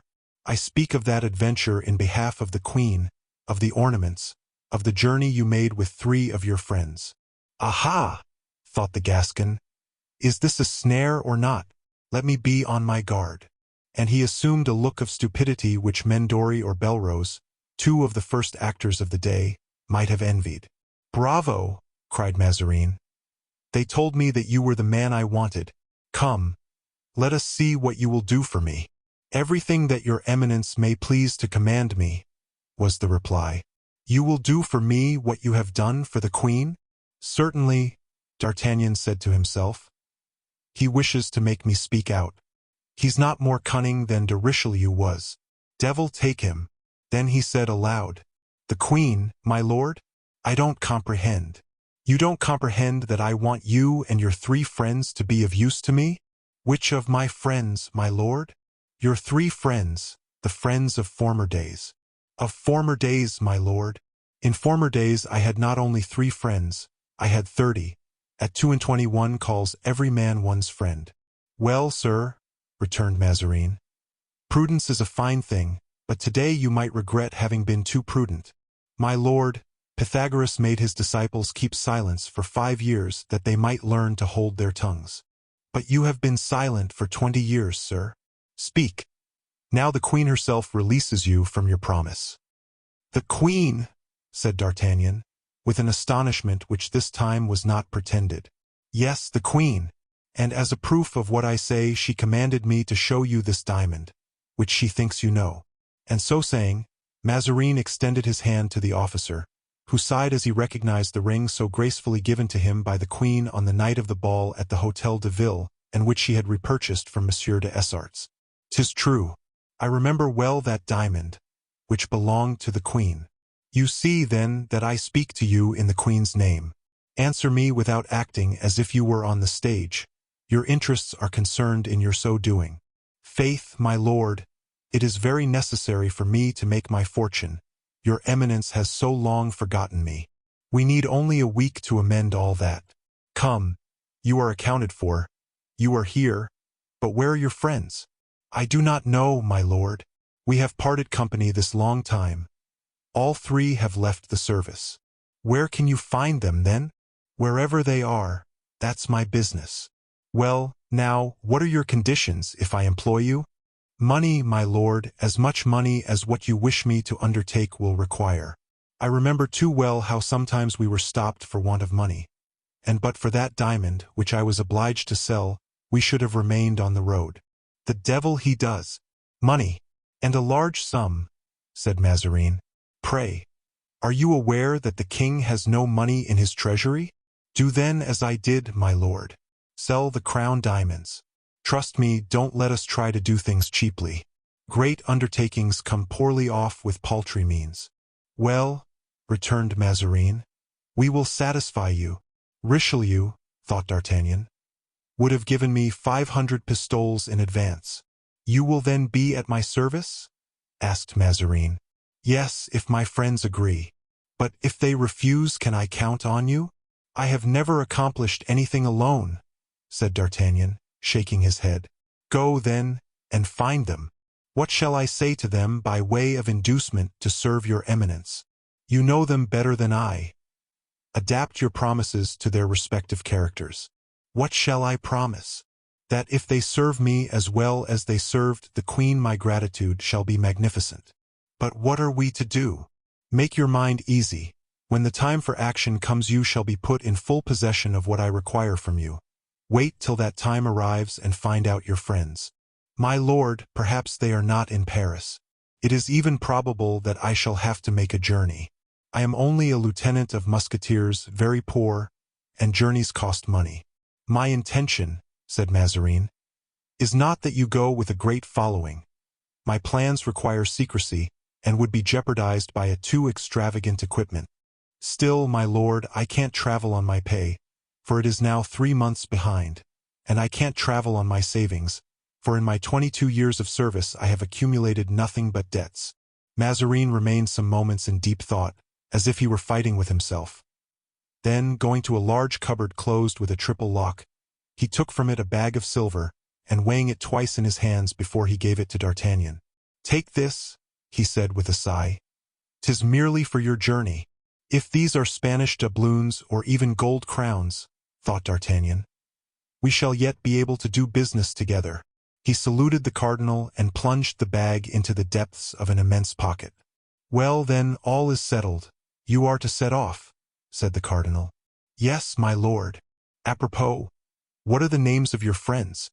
The Count de la Fere, formerly styled Athos, Monsieur du Vallon, whom we used to call Porthos, the Chevalier de Herblay, now the Abbé de Herblay, whom we styled Aramis. The cardinal smiled. Younger sons, he said, who enlisted in the Musketeers under feigned names in order not to lower their family names. Long swords but light purses. Was that it? If, God willing, these swords should be devoted to the service of your eminence, said D'Artagnan, I shall venture to express a wish, which is, that in its turn the purse of your eminence may become light and theirs heavy, for with these 3 men your eminence may rouse all Europe if you like. These Gascons, said the cardinal, laughing, almost beat the Italians in effrontery. At all events, answered D'Artagnan, with a smile almost as crafty as the cardinal's, they beat them when they draw their swords. He then withdrew, and as he passed into the courtyard he stopped near a lamp and dived eagerly into the bag of money. Crown pieces only, silver pieces. I suspected it. Ah, Mazarin, Mazarin, thou hast no confidence in me. So much the worse for thee, for harm may come of it. Meanwhile the cardinal was rubbing his hands in great satisfaction. 100 pistoles! 100 pistoles! For 100 pistoles I have discovered a secret for which Richelieu would have paid 20,000 crowns, without reckoning the value of that diamond. He cast a complacent look at the ring, which he had kept instead of restoring to D'Artagnan, which is worth at least 10,000 francs. He returned to his room, and after depositing the ring in a casket filled with brilliants of every sort, for the cardinal was a connoisseur in precious stones, he called to Bernouin to undress him, regardless of the noises of gunfire that, though it was now near midnight, continued to resound through Paris. In the meantime D'Artagnan took his way toward the Rue Tiquetonne, where he lived at the Hôtel de la Chevrette. We will explain in a few words how D'Artagnan had been led to choose that place of residence.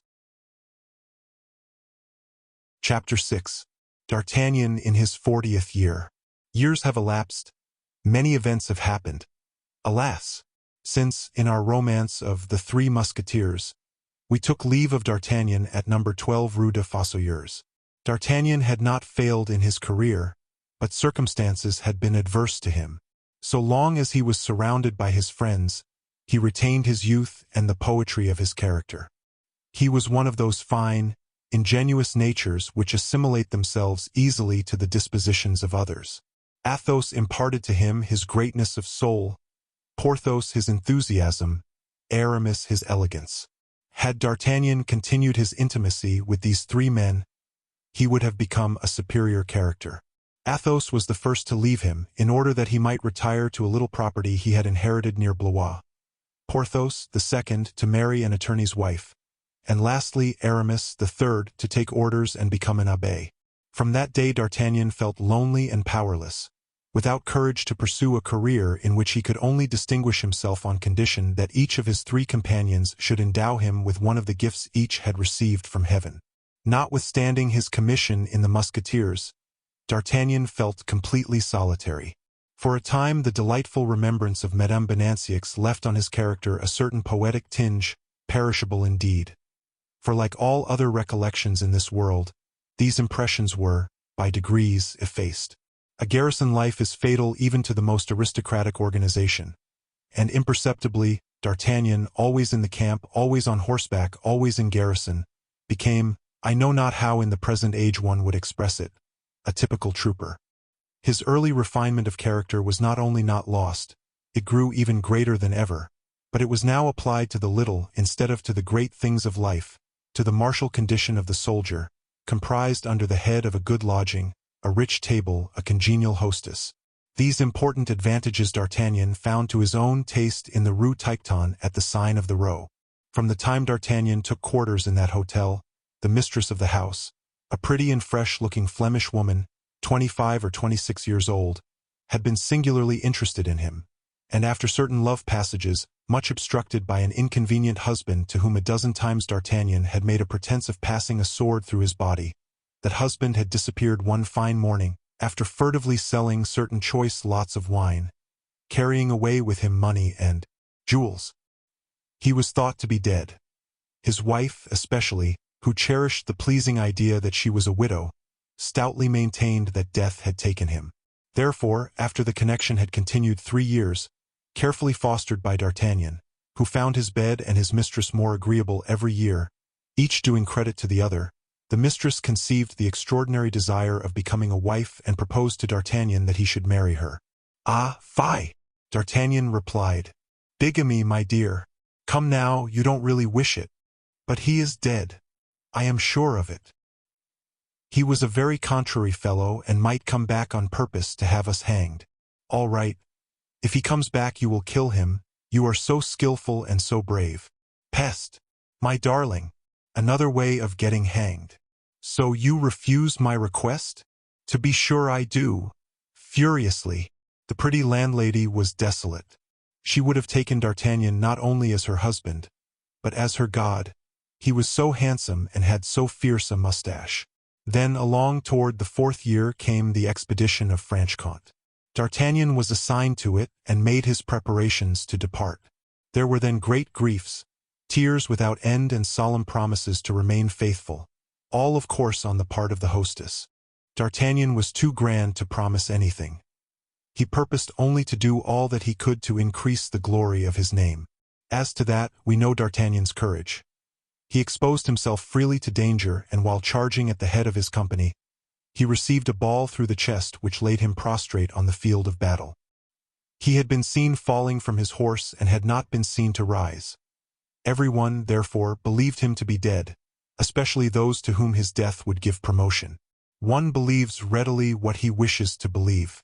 Now in the army, from the division generals who desire the death of the general-in-chief, to the soldiers who desire the death of the corporals, all desire someone's death. But D'Artagnan was not a man to let himself be killed like that. After he had remained through the heat of the day unconscious on the battlefield, the cool freshness of the night brought him to himself. He gained a village, knocked at the door of the finest house, and was received as the wounded are always and everywhere received in France. He was petted, tended, cured, and one fine morning, in better health than ever before, he set out for France. Once in France, he turned his course toward Paris, and reaching Paris went straight to Rue Tiquetonne. But D'Artagnan found in his chamber the personal equipment of a man, complete except for the sword, arranged along the wall. "He has returned," said he. "So much the worse, and so much the better." It need not be said that D'Artagnan was still thinking of the husband. He made inquiries and discovered that the servants were new and that the mistress had gone for a walk. "Alone?" asked D'Artagnan. "With Monsieur." "Monsieur has returned, then?" "Of course," naively replied the servant. "If I had any money," said D'Artagnan to himself, "I would go away, but I have none. I must stay and follow the advice of my hostess, while thwarting the conjugal designs of this inopportune apparition." He had just completed this monologue, which proves that in momentous circumstances nothing is more natural than the monologue, when the servant-maid, watching at the door, suddenly cried out, "Ah, see! Here is Madame returning with Monsieur." D'Artagnan looked out, and at the corner of Rue Montmartre saw the hostess coming along hanging to the arm of an enormous Swiss, who tiptoed in his walk with a magnificent air which pleasantly reminded him of his old friend Porthos. "Is that Monsieur?" said D'Artagnan to himself. Oh, he has grown a good deal, it seems to me." And he sat down in the hall, choosing a conspicuous place. The hostess, as she entered, saw D'Artagnan and uttered a little cry, whereupon D'Artagnan, judging that he had been recognized, rose, ran to her and embraced her tenderly. The Swiss, with an air of stupefaction, looked at the hostess, who turned pale. "Ah, it is you, Monsieur. What do you want of me?" she asked in great distress. "Is Monsieur your cousin? Is Monsieur your brother?" said D'Artagnan, not in the slightest degree embarrassed in the role he was playing. And without waiting for her reply, he threw himself into the arms of the Helvetian, who received him with great coldness. "Who is that man?" he asked. The hostess replied only by gasps. "Who is that Swiss?" asked D'Artagnan. "Monsieur is going to marry me," replied the hostess between two gasps. "Your husband, then, is at last dead?" "How does that concern you?" replied the Swiss. "It concerns me much," said D'Artagnan, "since you cannot marry Madame without my consent, and since—" "And since?" asked the Swiss. "And since I do not give it," said the Musketeer. The Swiss became as purple as a peony. He wore his elegant uniform. D'Artagnan was wrapped in a sort of grey cloak. The Swiss was 6 feet high. D'Artagnan was hardly more than 5. The Swiss considered himself on his own ground and regarded D'Artagnan as an intruder. "Will you go away from here?" demanded the Swiss, stamping violently, like a man who begins to be seriously angry. "I? By no means," said D'Artagnan. "Someone must go for help," said a lad, who could not comprehend that this little man should make a stand against that other man, who was so large. D'Artagnan, with a sudden accession of wrath, seized the lad by the ear and led him apart, with the injunction, "Stay you where you are and don't you stir, or I will pull this ear off. As for you, illustrious descendant of William Tell, you will straightway get together your clothes which are in my room and which annoy me, and go out quickly to another lodging." The Swiss began to laugh boisterously. "I go out," he said. "And why?" "Ah, very well," said D'Artagnan. "I see that you understand French. Come then, and take a turn with me, and I will explain." The hostess, who knew D'Artagnan's skill with the sword, began to weep and tear her hair. D'Artagnan turned toward her, saying, "Then send him away, madame." "Pooh!" said the Swiss, who had needed a little time to take in D'Artagnan's proposal. "Pooh! Who are you, in the first place, to ask me to take a turn with you?" "I am lieutenant in His Majesty's Musketeers," said D'Artagnan, "and consequently your superior in everything. Only, as the question now is not of rank, but of quarters, you know the custom. Come and seek for yours. The first to return will recover his chamber." D'Artagnan led away the Swiss in spite of lamentations on the part of the hostess, who in reality found her heart inclining toward her former lover, though she would not have been sorry to give a lesson to that haughty musketeer who had affronted her by the refusal of her hand. It was night when the two adversaries reached the field of battle. D'Artagnan politely begged the Swiss to yield to him the disputed chamber. The Swiss refused by shaking his head, and drew his sword. "Then you will lie here," said D'Artagnan. "It is a wretched bed, but that is not my fault, and it is you who have chosen it." With these words he drew in his turn and crossed swords with his adversary. He had to contend against a strong wrist, but his agility was superior to all force. The Swiss received 2 wounds and was not aware of it, by reason of the cold. But suddenly feebleness, occasioned by loss of blood, obliged him to sit down. "There," said D'Artagnan. "What did I tell you? Fortunately, you won't be laid up more than a fortnight. Remain here and I will send you your clothes by the boy. Goodbye. Oh, by the way, you'd better take lodging in the Rue Montorgueil at the Chat Capellote. You will be well fed there, if the hostess remains the same. Adieu." Thereupon he returned in a lively mood to his room and sent to the Swiss the things that belonged to him. The boy found him sitting where D'Artagnan had left him, still overwhelmed by the coolness of his adversary. The boy, the hostess, and all the house had the same regard for D'Artagnan that one would have for Hercules should he return to earth to repeat his 12 labors. But when he was alone with the hostess he said, "Now, pretty Madeleine, you know the difference between a Swiss and a gentleman. As for you, you have acted like a barmaid. So much the worse for you, for by such conduct you have lost my esteem and my patronage. I have driven away the Swiss to humiliate you, but I shall lodge here no longer. I will not sleep where I must scorn. Ho there, boy! Have my valise carried to the Muid d'Amour, Rue de Bourdonnais. Adieu, madame." In saying these words D'Artagnan appeared at the same time majestic and grieved.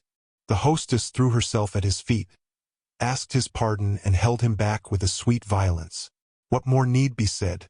The spit turned, the stove roared, the pretty Madeleine wept.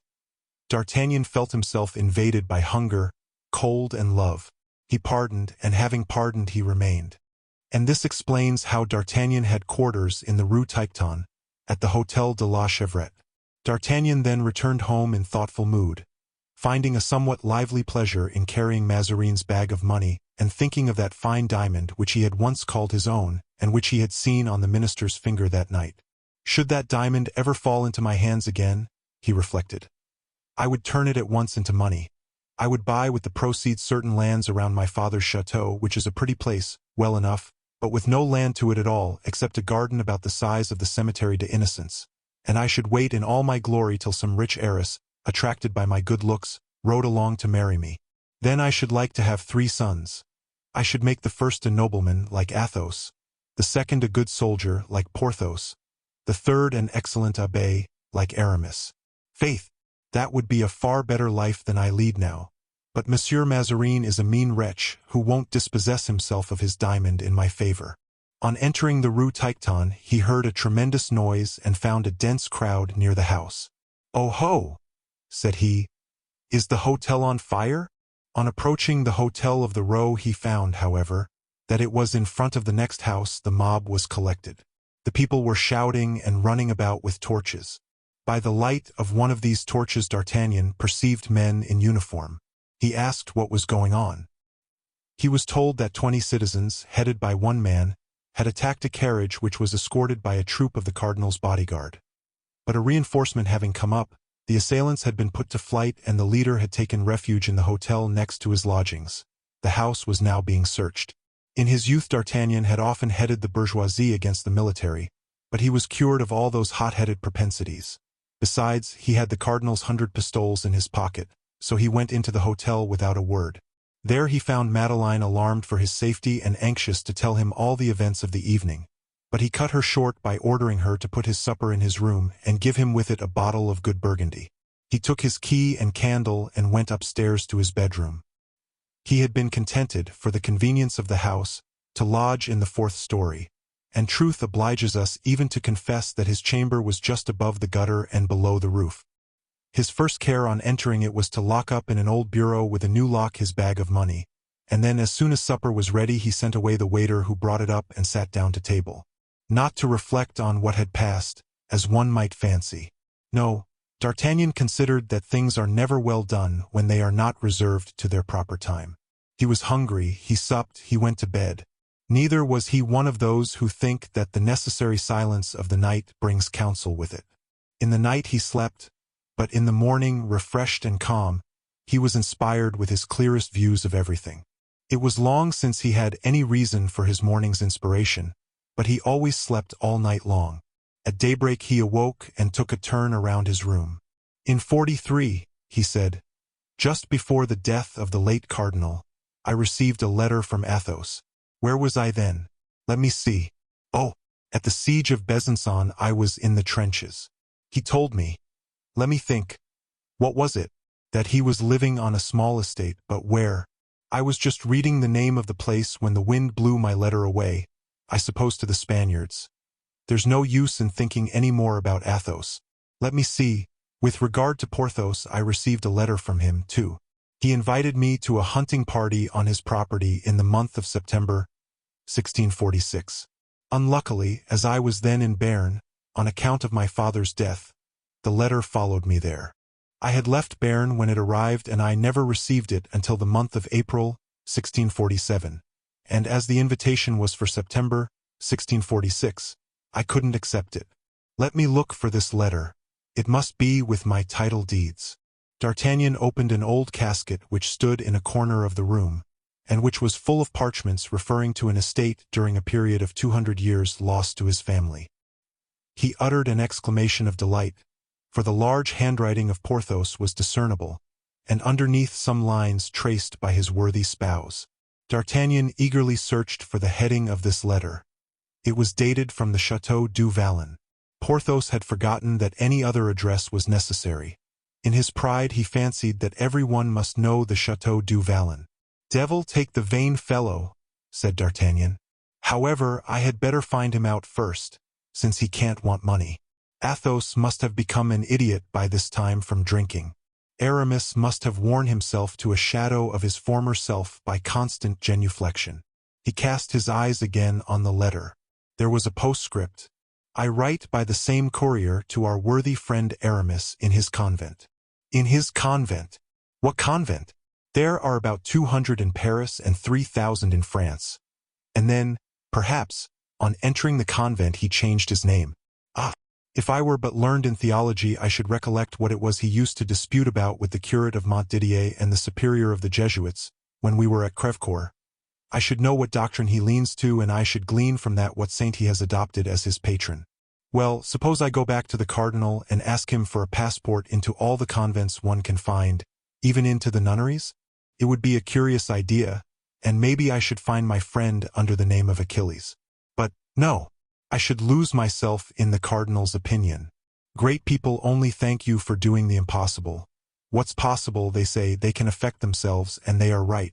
But let us wait a little and reflect. I received a letter from him, the dear fellow, in which he even asked me for some small service, which, in fact, I rendered him. Yes. But now what did I do with that letter? D'Artagnan thought a moment and then went to the wardrobe in which hung his old clothes. He looked for his doublet of the year 1648, and as he had orderly habits, he found it hanging on its nail. He felt in the pocket and drew from it a paper. It was the letter of Aramis. "Monsieur d'Artagnan, you know that I have had a quarrel with a certain gentleman, who has given me an appointment for this evening in the Place Royale. As I am of the church, and the affair might injure me if I should share it with any other than a sure friend like you, I write to beg that you will serve me as second. You will enter by the Rue Neuve Sainte-Catherine. Under the second lamp on the right you will find your adversary. I shall be with mine under the third. Wholly yours, Aramis." D'Artagnan tried to recall his remembrances. He had gone to the rendezvous, had encountered there the adversary indicated, whose name he had never known, had given him a pretty sword stroke on the arm, then had gone toward Aramis, who at the same time came to meet him, having already finished his affair. "It is over," Aramis had said. "I think I have killed the insolent fellow. But, dear friend, if you ever need me, you know that I am entirely devoted to you." Thereupon Aramis had given him a clasp of the hand and had disappeared under the arcades. So, then, he no more knew where Aramis was than where Athos and Porthos were, and the affair was becoming a matter of great perplexity, when he fancied he heard a pane of glass break in his room window. He thought directly of his bag and rushed from the inner room where he was sleeping. He was not mistaken. As he entered his bedroom, a man was getting in by the window. "Ah, you scoundrel!" cried D'Artagnan, taking the man for a thief and seizing his sword. "Sir," cried the man, "in the name of heaven, put your sword back into the sheath and don't kill me unheard. I'm no thief, but an honest citizen, well off in the world, with a house of my own. My name is, but surely you are Monsieur d'Artagnan." "And thou, Planchet," cried the lieutenant. "At your service, sir," said Planchet, overwhelmed with joy. "If I were still capable of serving you." "Perhaps so," replied D'Artagnan. "But why the devil dost thou run about the tops of houses at 7 o'clock of the morning in the month of January?" "Sir," said Planchet, "you must know, but perhaps you ought not to know." "Tell us what," returned D'Artagnan. "But first put a napkin against the window and draw the curtains." "Sir," said the prudent Planchet, "in the first place, are you on good terms with Monsieur de Rochefort?" "Perfectly, one of my dearest friends." "Ah, so much the better. But what has de Rochefort to do with this manner you have of invading my room?" "Ah, sir, I must first tell you that Monsieur de Rochefort is—" Planchet hesitated. "Egad, I know where he is," said D'Artagnan. "He's in the Bastille." "That is to say, he was there," replied Planchet. "But in returning thither last night, when fortunately you did not accompany him, as his carriage was crossing the Rue de la Ferronnerie, his guards insulted the people, who began to abuse them. The prisoner thought this a good opportunity for escape. He called out his name and cried for help. I was there. I heard the name of Rochefort. I remembered him well. I said in a loud voice that he was a prisoner, a friend of the Duc de Beaufort, who called for help. The people were infuriated. They stopped the horses and cut the escort to pieces, whilst I opened the doors of the carriage, and Monsieur de Rochefort jumped out and soon was lost amongst the crowd. At this moment a patrol passed by. I was obliged to sound a retreat toward the Rue Tiquetonne. I was pursued and took refuge in the house next to this, where I have been concealed between two mattresses. This morning I ventured to run along the gutters and—" "Well," interrupted D'Artagnan, "I am delighted that de Rochefort is free, but as for thee, if thou shouldst fall into the hands of the king's servants, they will hang thee without mercy. Nevertheless, I promise thee thou shalt be hidden here, though I risk by concealing thee neither more nor less than my lieutenancy, if it was found out that I gave one rebel an asylum." "Ah, sir, you know well I would risk my life for you." "Thou mayst add that thou hast risked it, Planchet. I have not forgotten all I owe thee. Sit down there and eat in security. I see thee cast expressive glances at the remains of my supper." "Yes, sir, for all I've had since yesterday was a slice of bread and butter, with preserves on it. Although I don't despise sweet things in proper time and place, I found the supper rather light." "Poor fellow," said D'Artagnan. "Well, come, set to." "Ah, sir, you are going to save my life a second time," cried Planchet. And he seated himself at the table and ate as he did in the merry days of the Rue des Fossoyeurs, whilst D'Artagnan walked to and fro and thought how he could make use of Planchet under present circumstances. While he turned this over in his mind, Planchet did his best to make up for lost time at table. At last he uttered a sigh of satisfaction and paused, as if he had partially appeased his hunger. "Come," said D'Artagnan, who thought that it was now a convenient time to begin his interrogations. "Dost thou know where Athos is?" "No, sir," replied Planchet. "The devil thou dost not. Dost know where Porthos is?" "No, not at all." "And Aramis?" "Not in the least." "The devil! The devil! The devil!" "But, sir," said Planchet with a look of shrewdness, "I know where Bazin is." "Where is he?" "At Notre Dame." "What has he to do at Notre Dame?" "He is beadle. Bazin beadle at Notre Dame. He must know where his master is. Without a doubt he must." D'Artagnan thought for a moment, then took his sword and put on his cloak to go out. "Sir," said Planchet in a mournful tone, "do you abandon me thus to my fate? Think, if I am found out here, the people of the house, who have not seen me enter it, will take me for a thief." "True," said D'Artagnan. "Let's see. Canst thou speak any patois?" "I can do something better than that, sir. I can speak Flemish." "Where the devil didst thou learn it?" "In Artois, where I fought for years." "Listen, sir. Goeden Morgen, meneer. Eth ben begire Louis ten, the G sond heats om stand." Which means, "Good day, sir. I am anxious to know the state of your health." He calls that a language, but never mind, that will do capitally. D'Artagnan opened the door and called out to a waiter to desire Madeleine to come upstairs. When the landlady made her appearance, she expressed much astonishment at seeing Planchet. "My dear landlady," said D'Artagnan, "I beg to introduce to you your brother, who is arrived from Flanders and whom I am going to take into my service."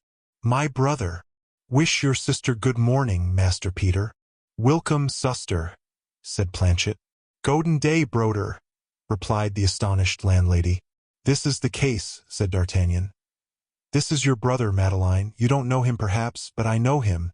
He has arrived from Amsterdam. You must dress him up during my absence.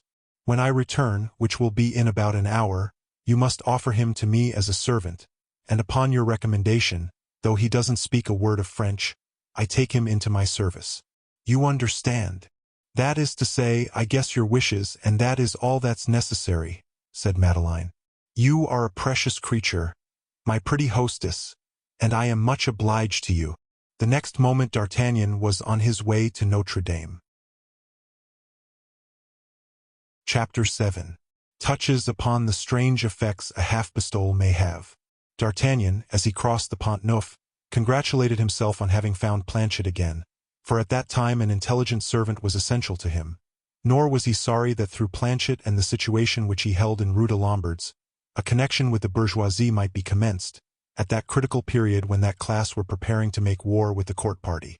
It was like having a spy in the enemy's camp. In this frame of mind, grateful for the accidental meeting with Planchet, pleased with himself, D'Artagnan reached Notre Dame. He ran up the steps, entered the church, and addressing a verger who was sweeping the chapel, asked him if he knew Monsieur Bazin. "Monsieur Bazin, the beadle?" said the verger. "Yes, there he is, attending Mass, in the chapel of the Virgin." D'Artagnan nearly jumped for joy. He had despaired of finding Bazin, but now, he thought, since he held one end of the thread, he would be pretty sure to reach the other end. He knelt down just opposite the chapel in order not to lose sight of his man, and as he had almost forgotten his prayers and had omitted to take a book with him, he made use of his time in gazing at Bazin.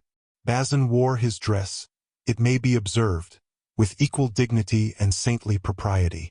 It was not difficult to understand that he had gained the crown of his ambition, and that the silver-mounted wand he brandished was in his eyes as honorable a distinction as the marshal's baton which Condé threw, or did not throw, into the enemy's line of battle at Fribourg. His person had undergone a change, analogous to the change in his dress. His figure had grown rotund and, as it were, canonical. The striking points of his face were effaced. He had still a nose, but his cheeks, fattened out, each took a portion of it unto themselves. His chin had joined his throat. His eyes were swelled up with the puffiness of his cheeks. His hair, cut straight in holy guise, covered his forehead as far as his eyebrows. The officiating priest was just finishing Mass whilst D'Artagnan was looking at Bazin. He pronounced the words of the Holy Sacrament and retired, giving the benediction, which was received by the kneeling communicants, to the astonishment of D'Artagnan, who recognized in the priest the coadjutor asterisk himself, the famous Jean-François Gondy, who at that time, having a presentiment of the part he was to play, was beginning to court popularity by almsgiving. It was to this end that he performed from time to time some of those early masses which the common people, generally, alone attended. A sacerdotal officer. D'Artagnan knelt as well as the rest, received his share of the benediction and made the sign of the cross.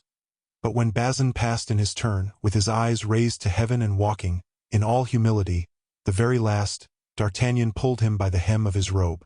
Bazin looked down and started, as if he had seen a serpent. "Monsieur d'Artagnan," he cried, "vade retro satanas." "So, my dear Bazin," said the officer, laughing, "this is the way you receive an old friend." "Sir," replied Bazin, "the true friends of a Christian are those who aid him in working out his salvation, not those who hinder him in doing so." "I don't understand you, Bazin, nor can I see how I can be a stumbling block in the way of your salvation," said D'Artagnan. "You forget, sir, that you very nearly ruined forever that of my master, and that it was owing to you that he was very nearly being damned eternally for remaining a musketeer, whilst all the time his true vocation was the church." "My dear Bazin, you ought to perceive," said D'Artagnan, "from the place in which you find me, that I am greatly changed in everything.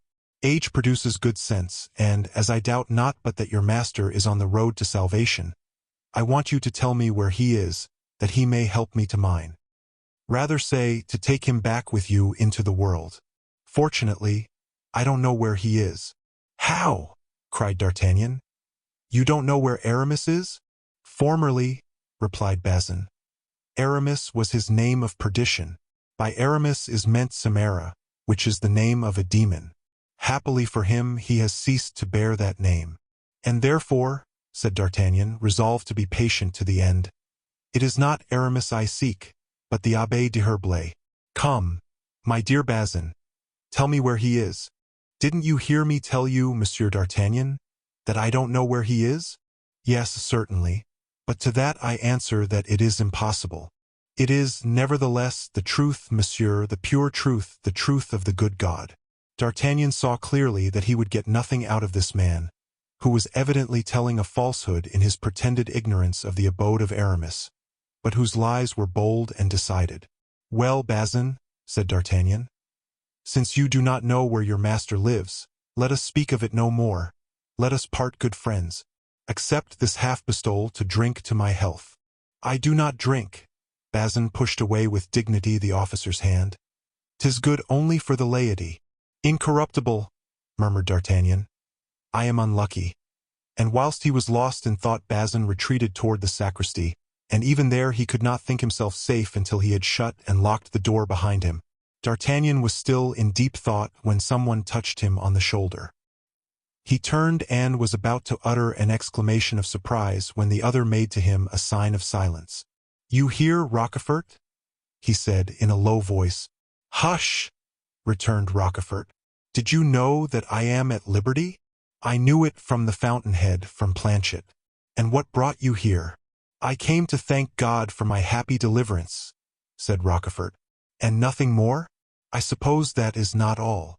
"To take my orders from the coadjutor and to see if we cannot wake up Mazarin a little." "A bad plan. You'll be shut up again in the Bastille." "Oh, as to that, I shall take care, I assure you. The air, the fresh, free air is so good.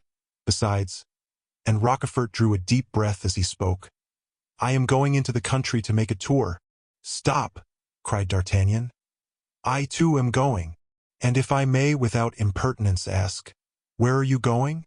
"To seek my friends." "What friends?" "Those that you asked about yesterday. Athos, Porthos, and Aramis." "You are looking for them?" "Yes." "On honor." "What, then, is there surprising in that?" "Nothing. Queer, though. And in whose behalf are you looking for them?" "You are in no doubt on that score." "That is true. Unfortunately, I have no idea where they are." "And you have no way to get news of them?" "Wait a week and I myself will give you some." "A week is too long. I must find them within 3 days." 3 days are a short time and France is large. "No matter. You know the word must. With that word great things are done." "And when do you set out?" "I am now on my road." "Good luck to you." "And to you a good journey. Perhaps we shall meet on our road." "That is not probable." "Who knows? Chance is so capricious. Adieu, till we meet again." Apropos, should Mazarin speak to you about me, tell him that I should have requested you to acquaint him that in a short time he will see whether I am, as he says, too old for action. And Rochefort went away with one of those diabolical smiles which used formerly to make D'Artagnan shudder. But D'Artagnan could now see it without alarm, and smiling in his turn, with an expression of melancholy which the recollections called up by that smile could, perhaps, alone give to his countenance, he said, "Go, demon, do what thou wilt. It matters little now to me. There's no second Constance in the world." On his return to the cathedral, D'Artagnan saw Bazin, who was conversing with the sacristan. Bazin was making, with his spare little short arms, ridiculous gestures. D'Artagnan perceived that he was enforcing prudence with respect to himself. D'Artagnan slipped out of the cathedral and placed himself in ambuscade at the corner of the Rue de Canets. It was impossible that Bazin should go out of the cathedral without his seeing him. In 5 minutes Bazin made his appearance, looking in every direction to see if he were observed, but he saw no one. Calmed by appearances, he ventured to walk on through the Rue Notre Dame. Then D'Artagnan rushed out of his hiding-place and arrived in time to see Bazin turn down the Rue de la Juiverie and enter, in the Rue de la Calandre, a respectable-looking house, and this D'Artagnan felt no doubt was the habitation of the worthy beadle. Afraid of making any inquiries at this house, D'Artagnan entered a small tavern at the corner of the street and asked for a cup of hypocras. This beverage required a good half-hour to prepare, and D'Artagnan had time, therefore, to watch Bazin unsuspected. He perceived in the tavern a pert boy between 12 and 15 years of age, whom he fancied he had seen not 20 minutes before under the guise of a chorister. He questioned him, and as the boy had no interest in deceiving, D'Artagnan learned that he exercised, from 6 o'clock in the morning until 9, the office of chorister, and from 9 o'clock till midnight that of a waiter in the tavern. Whilst he was talking to this lad, a horse was brought to the door of Bazin's house. It was saddled and bridled. Almost immediately Bazin came downstairs. "Look," said the boy, "there's our beadle, who is going a journey." "And where is he going?" asked D'Artagnan. "Forsooth, I don't know." "Half a pistole if you can find out," said D'Artagnan. "For me?" cried the boy, his eyes sparkling with joy. "If I can find out where Bazin is going? That is not difficult. You are not joking, are you?" "No, on the honor of an officer. There is the half-pistole." And he showed him the seductive coin, but did not give it him. "I shall ask him. Just the very way not to know. Wait till he is set out, and then, Mary, come up, ask, and find out. The half-pistole is ready." And he put it back again into his pocket. "I understand," said the child, with that jeering smile which marks especially the gamin de Paris. "Well, we must wait." They had not long to wait. 5 minutes afterward Bazin set off on a full trot, urging on his horse by the blows of a parapluie, which he was in the habit of using instead of a riding whip. Scarcely had he turned the corner of the Rue de la Juiverie when the boy rushed after him like a bloodhound on full scent. Before 10 minutes had elapsed the child returned. "Well," said D'Artagnan. "Well," answered the boy, "the thing is done. Where is he gone? The half-pistole is for me? Doubtless, answer me. I want to see it. Give it me, that I may see it is not false. There it is." The child put the piece of money into his pocket. "And now, where is he gone?" inquired D'Artagnan. "He is gone to Noisy." "How dost thou know?" "Ah, faith, there was no great cunning necessary. I knew the horse he rode. It belonged to the butcher, who lets it out now and then to Bazin. Now I thought that the butcher would not let his horse out like that without knowing where it was going. And he answered that Monsieur Bazin went to Noisy. 'Tis his custom. He goes 2 or 3 times a week. Dost thou know Noisy well?" "I think so, truly. My nurse lives there." "Is there a convent at Noisy?" "Isn't there a great and grand one, the convent of Jesuits?" "What is thy name?" "Friquet." D'Artagnan wrote the child's name in his tablets. "Please, sir," said the boy, "do you think I can gain any more half-pistoles in any way?" "Perhaps," replied D'Artagnan, and having got out all he wanted, he paid for the hypocras, which he did not drink, and went quickly back to the Rue Tiquetonne. Chapter 8. D'Artagnan going to a distance to discover Aramis. On entering the hotel, D'Artagnan saw a man sitting in a corner by the fire. It was Planchet, but so completely transformed, thanks to the old clothes that the departing husband had left behind, that D'Artagnan himself could hardly recognize him. Madeleine introduced him in presence of all the servants. Planchet addressed the officer with a fine Flemish phrase.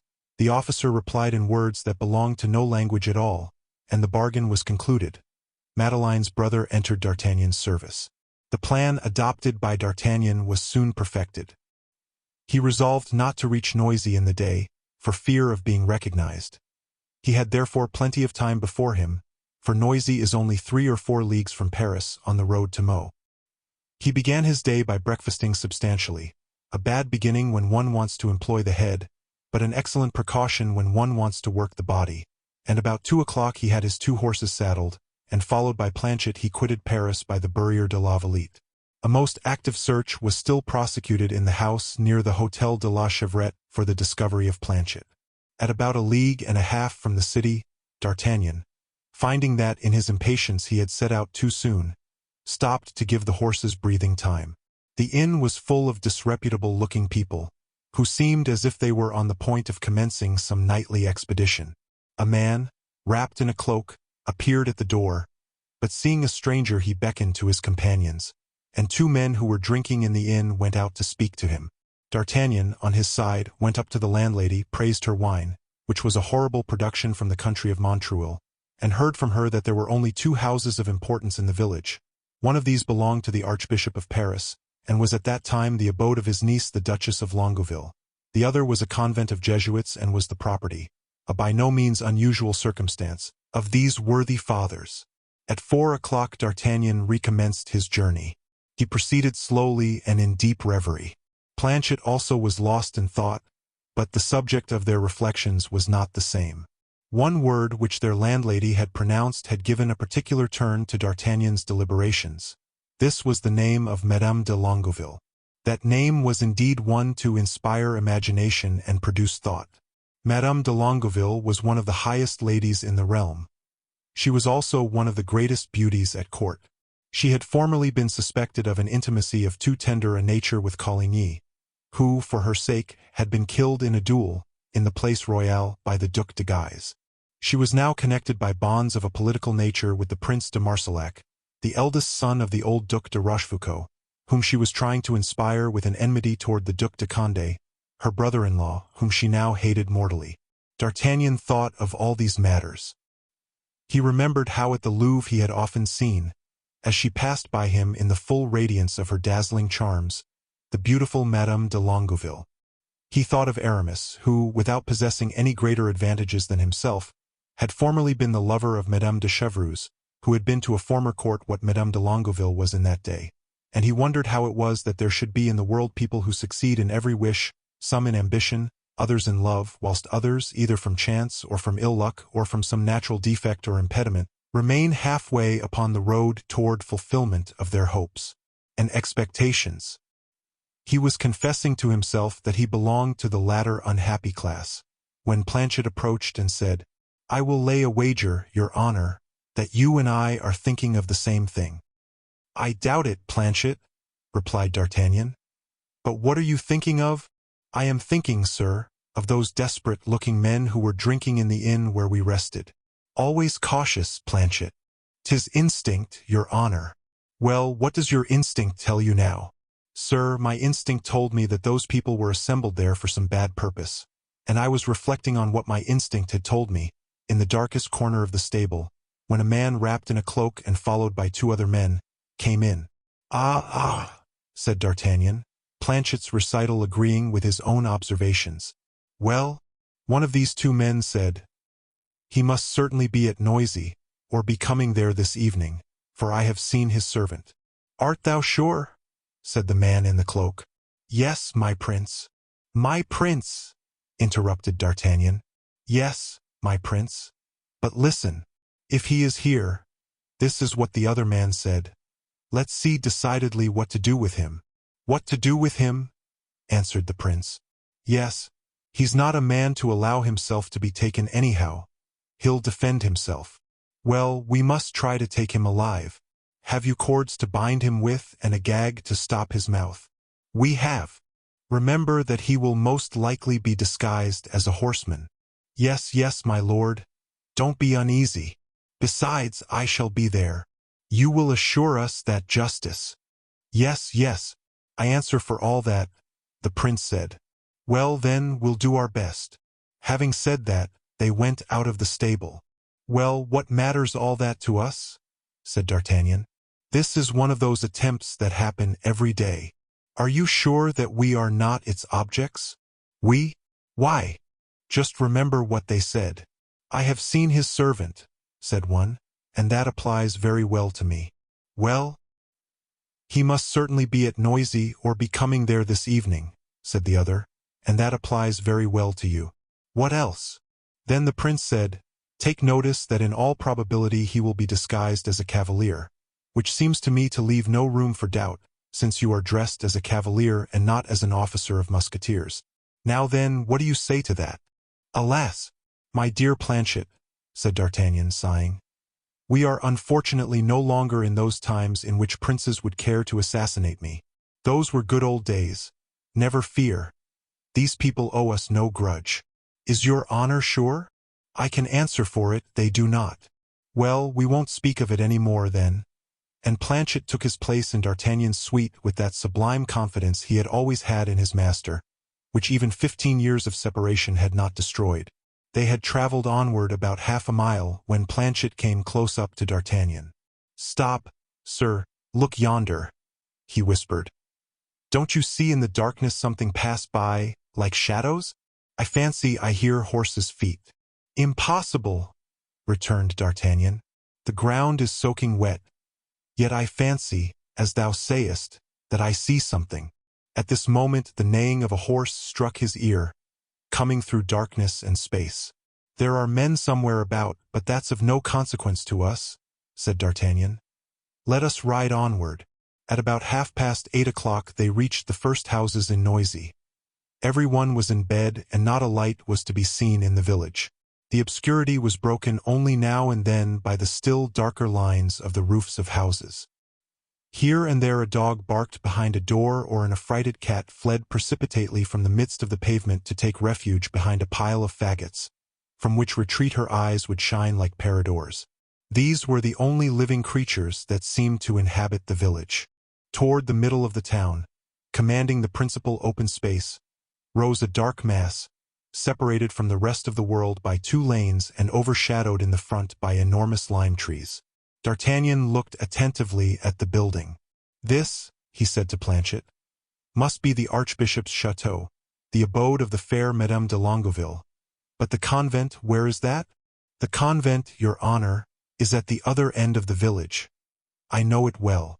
Well, then, Planchet, gallop up to it whilst I tighten my horse's girth, and come back and tell me if there is a light in any of the Jesuits' windows.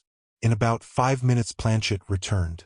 Sir, he said, there is one window of the convent lighted up. Ham! If I were a frondeur, said D'Artagnan, I should knock here and should be sure of a good supper. If I were a monk I should knock yonder and should have a good supper there too. Whereas, 'tis very possible that between the castle and the convent we shall sleep on hard beds, dying with hunger and thirst. Yes, added Planchet, like the famous ass of Buridan. Shall I knock? Hush, replied D'Artagnan. The light no longer burns in yonder window. Do you hear nothing? Whispered Planchet. What is that noise? There came a sound like a whirlwind. At the same time 2 troops of horsemen, each composed of 10 men, sallied forth from each of the lanes which encompassed the house and surrounded D'Artagnan and Planchet. Heyday! Cried D'Artagnan, drawing his sword and taking refuge behind his horse. Are you not mistaken? Is it really for us that you mean your attack? Here he is. We have him, cried the horsemen, rushing on D'Artagnan with naked swords. Don't let him escape, said a loud voice.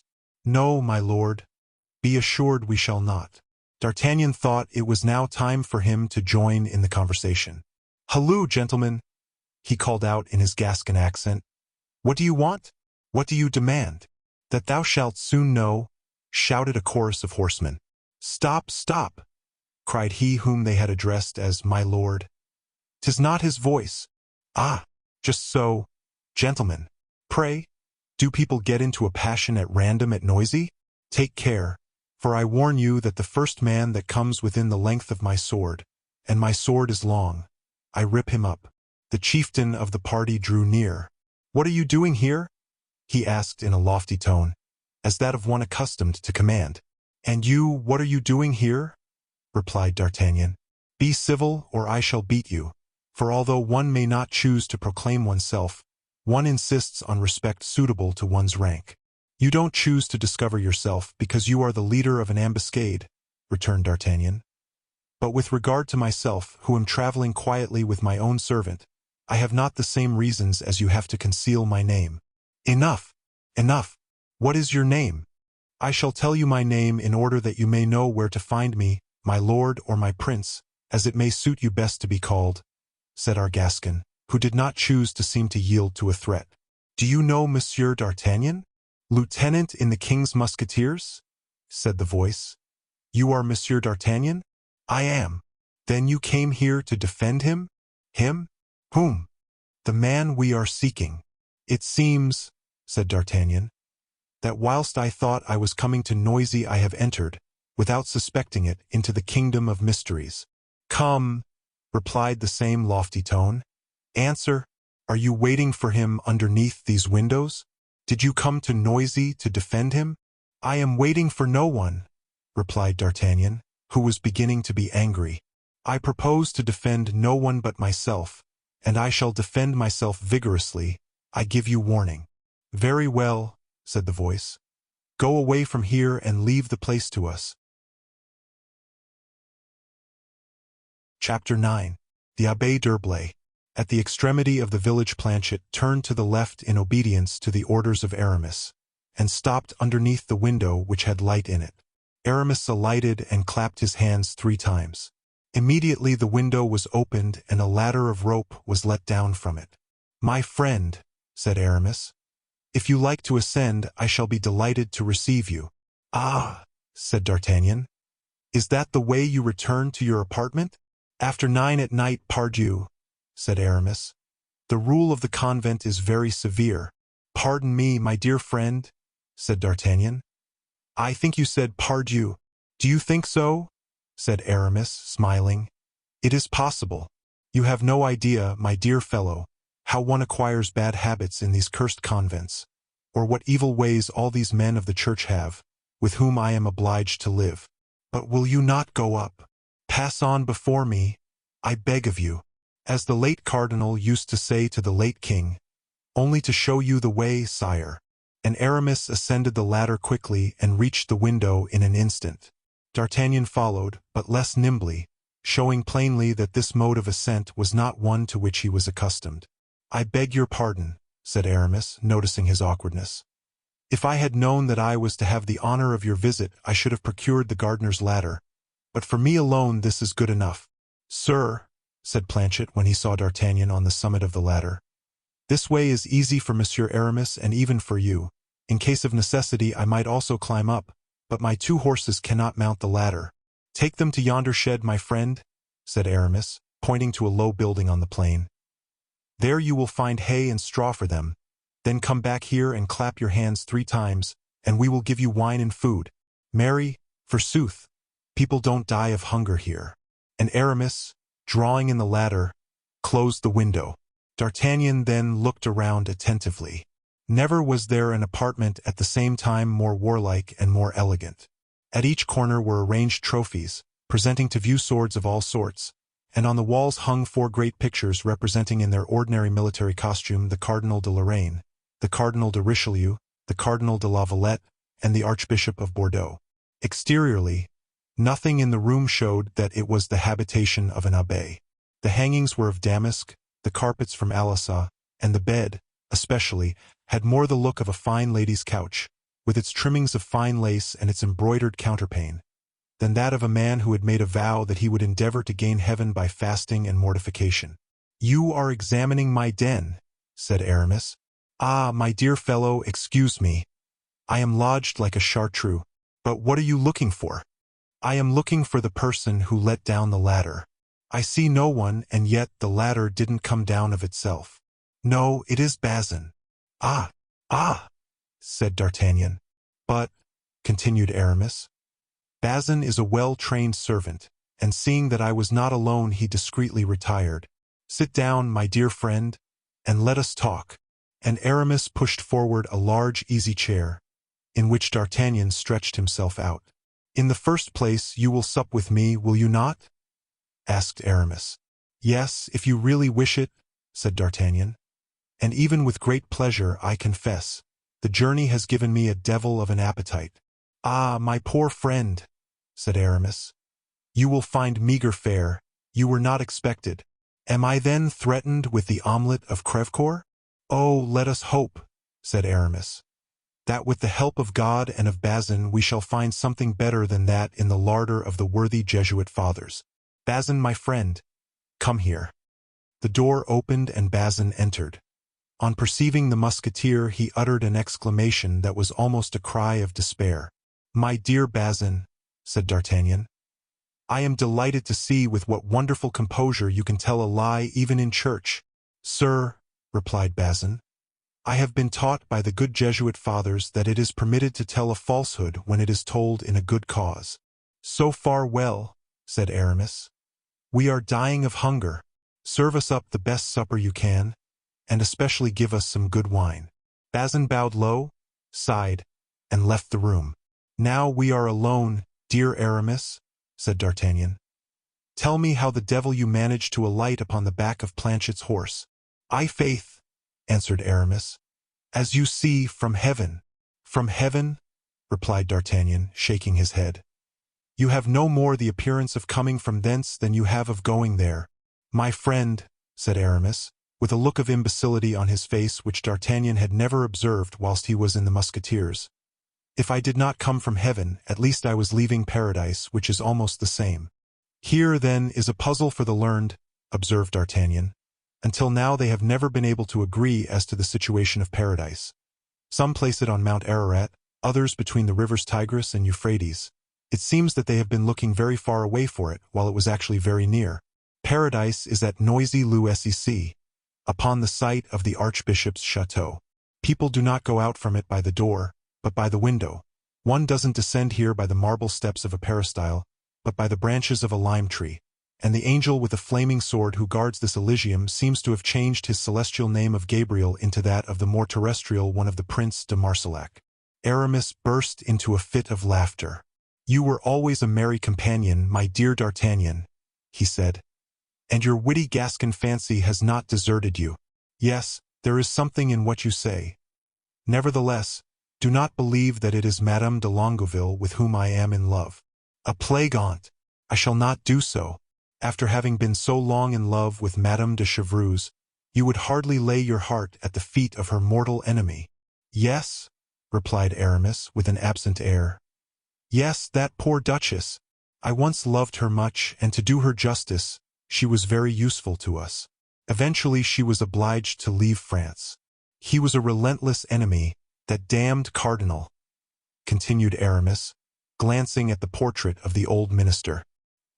He had even given orders to arrest her, and would have cut off her head had she not escaped with her waiting maid. Poor Kitty! I have heard that she met with a strange adventure in I don't know what village, with I don't know what cure, of whom she asked hospitality, and who, having but one chamber, and taking her for a cavalier, offered to share it with her. For she had a wonderful way of dressing as a man, that dear Marie. I know only one other woman who can do it as well. So they made this song about her, La Boissière, dis-moi. You know it, don't you? No, sing it, please. Aramis immediately complied, and sang the song in a very lively manner. Bravo! Cried D'Artagnan. You sing charmingly, dear Aramis. I do not perceive that singing masses has spoiled your voice. My dear D'Artagnan, replied Aramis, you understand, when I was a musketeer I mounted guard as seldom as I could. Now when I am an abbé I say as few masses as I can. But to return to our Duchess. Which, the Duchess de Chevreuse or the Duchess de Longueville? Have I not already told you that there is nothing between me and the Duchess de Longueville? Little flirtations, perhaps, and that's all. No, I spoke of the Duchess de Chevreuse. Did you see her after her return from Brussels after the king's death? Yes, she is still beautiful. Yes, said Aramis. I saw her also at that time. I gave her good advice, by which she did not profit. I ventured to tell her that Mazarin was the lover of and of Austria. She wouldn't believe me, saying that she knew and of Austria, who was too proud to love such a worthless coxcomb. After that she plunged into the cabal headed by the Duke of Beaufort, and the coxcomb arrested de Beaufort and banished Madame de Chevreuse. You know, resumed D'Artagnan, that she has had leave to return to France? Yes, she has come back and is going to commit some fresh folly or another. Oh, but this time perhaps she will follow your advice. Oh, this time, returned Aramis. I haven't seen her. She is much changed. In that respect unlike you, my dear Aramis, for you are still the same.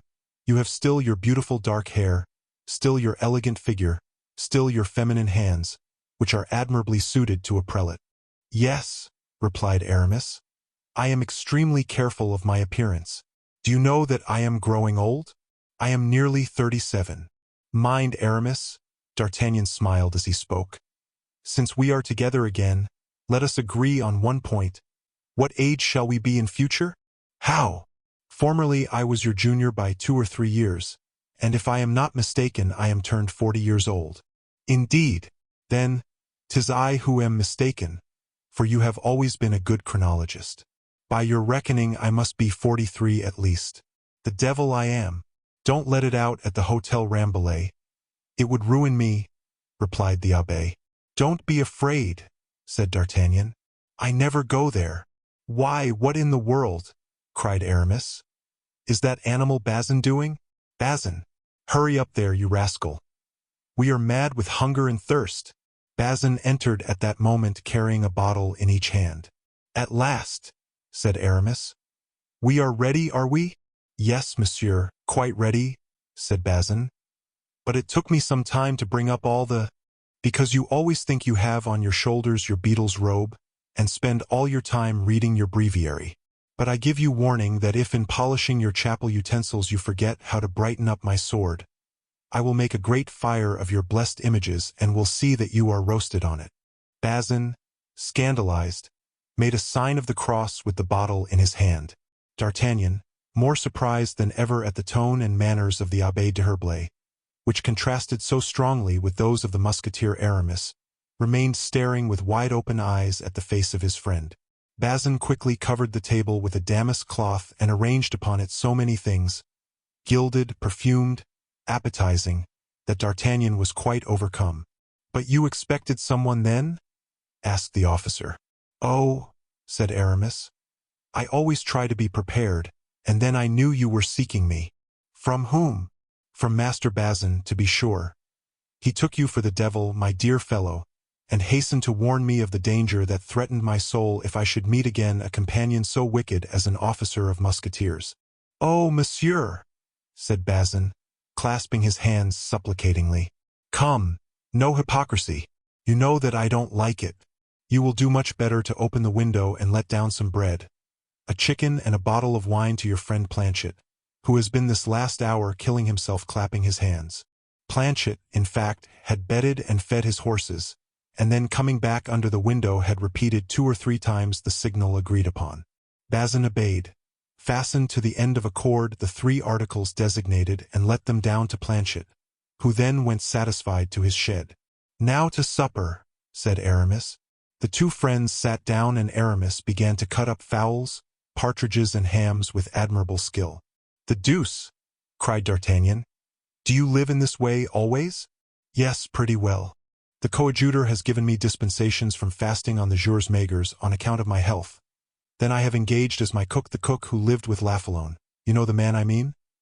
The friend of the cardinal, and the famous epicure whose grace after dinner used to be, 'Good Lord, do me the favor to cause me to digest what I have eaten.' Nevertheless he died of indigestion in spite of his grace," said D'Artagnan. "What can you expect?" replied Aramis in a tone of resignation. Every man that's born must fulfill his destiny.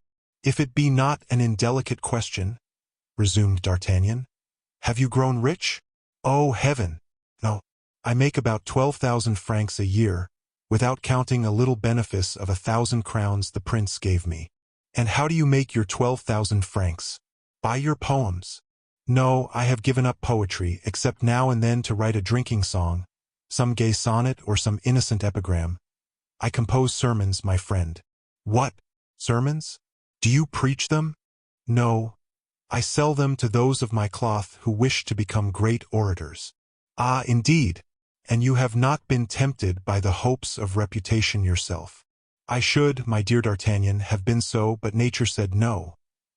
When I am in the pulpit, if by chance a pretty woman looks at me, I look at her again. If she smiles, I smile too. Then I speak at random. Instead of preaching about the torments of hell, I talk of the joys of paradise. An event took place in the church of St. Louis au Marais. A gentleman laughed in my face. I stopped short to tell him that he was a fool.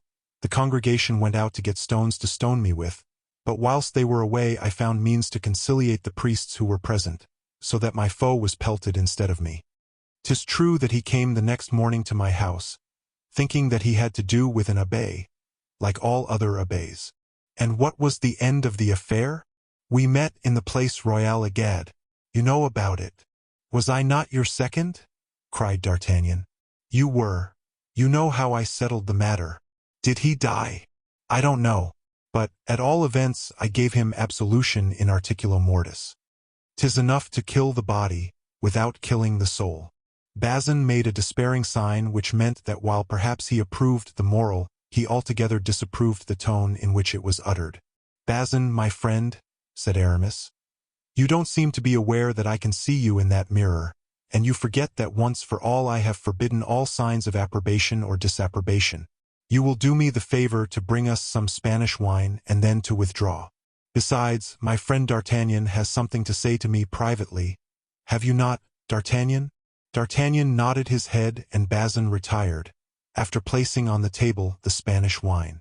The two friends, left alone, remained silent, face to face. Aramis seemed to await a comfortable digestion. D'Artagnan to be preparing his exordium. Each of them, when the other was not looking, hazarded a sly glance. It was Aramis who broke the silence. What are you thinking of, D'Artagnan? He began. I was thinking, my dear old friend, that when you were a musketeer you turned your thoughts incessantly to the church, and now that you are an abbé you are perpetually longing to be once more a musketeer. 'Tis true, man, as you know, said Aramis, is a strange animal, made up of contradictions. Since I became an abbé I dream of nothing but battles. That is apparent in your surroundings. You have rapiers here of every form and to suit the most exacting taste. Do you still fence well? I fence as well as you did in the old time, better still, perhaps. I do nothing else all day. And with whom? With an excellent master-at-arms that we have here. What? Here? Yes, here, in this convent, my dear fellow. There is everything in a Jesuit convent. Then you would have killed Monsieur de Marsillac if he had come alone to attack you, instead of at the head of 20 men? Undoubtedly, said Aramis. And even at the head of his 20 men, if I could have drawn without being recognized. God pardon me, said D'Artagnan to himself. I believe he has become more Gascon than I am. Then aloud, well, my dear Aramis, do you ask me why I came to seek you? No, I have not asked you that, said Aramis with his subtle manner. But I have expected you to tell me. Well, I sought you for the single purpose of offering you a chance to kill Monsieur de Marsillac whenever you please, prince though he is. Hold on. Wait, said Aramis. That is an idea, of which I invite you to take advantage, my friend. Let us see. With your 1,000 crowns from the abbey and the 12,000 francs you make by selling sermons, are you rich? Answer frankly. I am as poor as Job, and were you to search my pockets and my boxes, I don't believe you would find 100 pistoles. Peste! 100 pistoles, said D'Artagnan to himself. He calls that being as poor as Job. If I had them, I should think myself as rich as Croesus. Then aloud, are you ambitious? As Enceladus. Well, my friend, I bring you the means of becoming rich, powerful, and free to do whatever you wish. The shadow of a cloud passed over Aramis's face as quickly as that which in August passes over the field of grain. But quick as it was, it did not escape D'Artagnan's observation. "Speak on," said Aramis. "One question first. Do you take any interest in politics?" A gleam of light shone in Aramis's eyes, as brief as the shadow that had passed over his face, but not so brief but that it was seen by D'Artagnan. "No," Aramis replied. "Then proposals from any quarter will be agreeable to you, since for the moment you have no master but God? It is possible. Have you, my dear Aramis, thought sometimes of those happy days of youth we passed laughing, drinking, and fighting each other for play? Certainly, and more than once regretted them. It was indeed a glorious time. Well, those splendidly wild days may chance to come again. I am commissioned to find out my companions, and I began by you, who were the very soul of our society." Aramis bowed, rather with respect than pleasure at the compliment. "To meddle in politics," he exclaimed, in a languid voice, leaning back in his easy chair.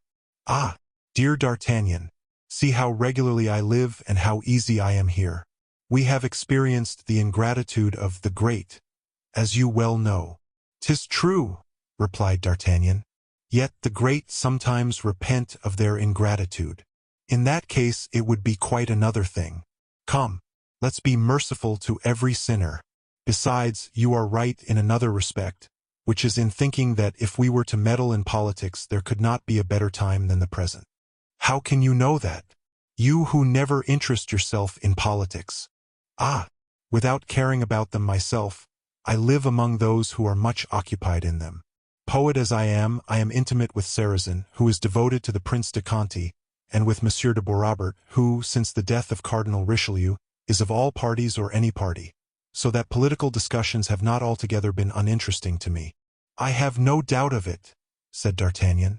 "Now, my dear friend, look upon all I tell you as merely the statement of a monk, of a man who resembles an echo, repeating simply what he hears. I understand that Mazarin is at this very moment extremely uneasy as to the state of affairs, that his orders are not respected like those of our former bugbear, the deceased cardinal, whose portrait as you see hangs yonder. For whatever may be thought of him, it must be allowed that Richelieu was great." "I will not contradict you there," said D'Artagnan. "My first impressions were favorable to the minister. I said to myself that a minister is never loved, but that with the genius this one was said to have he would eventually triumph over his enemies and would make himself feared, which in my opinion is much more to be desired than to be loved." D'Artagnan made a sign with his head which indicated that he entirely approved that doubtful maxim. "This, then," continued Aramis, "was my first opinion. But as I am very ignorant in matters of this kind, and as the humility which I profess obliges me not to rest on my own judgment, but to ask the opinion of others, I have inquired. My friend." Aramis paused. "Well, what?" asked his friend. "Well, I must mortify myself. I must confess that I was mistaken. Monsieur de Mazarin is not a man of genius, as I thought. He is a man of no origin. Once a servant of Cardinal Bentivoglio, and he got on by intrigue. He is an upstart, a man of no name who will only be the tool of a party in France. He will amass wealth. He will injure the king's revenue and pay to himself the pensions which Richelieu paid to others. He is neither a gentleman in manner nor in feeling, but a sort of buffoon, a Punchinello, a Pantaloon. Do you know him?" "I do not." "Hem," said D'Artagnan. "There is some truth in what you say. Ah, it fills me with pride to find that, thanks to a common sort of penetration with which I am endowed, I am approved by a man like you, fresh from the court. But you speak of him, not of his party, his resources. It is true, the queen is for him, something in his favor. But he will never have the king. A mere child. A child who will be of age in 4 years. Then he has neither the parliament nor the people with him. They represent the wealth of the country. Nor the nobles nor the princes, who are the military power of France." D'Artagnan scratched his ear. He was forced to confess to himself that this reasoning was not only comprehensive but just. "You see, my poor friend," that I am sometimes bereft of my ordinary thoughtfulness. Perhaps I am wrong in speaking thus to you, who have evidently a leaning to Mazarin." "I," cried D'Artagnan. "Not in the least. You spoke of a mission." "Did I? I was wrong then. No, I said what you say. There is a crisis at hand. Well, let's fly the feather before the wind. Let us join with that side to which the wind will carry it and resume our adventurous life. We were once 4 valiant knights, for hearts fondly united. Let us unite again, not our hearts, which have never been severed, but our courage and our fortunes. Here's a good opportunity for getting something better than a diamond." "You are right, D'Artagnan. I held a similar project, but as I had not nor ever shall have your fruitful, vigorous imagination, the idea was suggested to me. Everyone nowadays wants auxiliaries. Propositions have been made to me, and I confess to you frankly that the coadjutor has made me speak out." "Monsieur de Gondy, the cardinal's enemy?" "No, the king's friend," said Aramis. "The king's friend, you understand.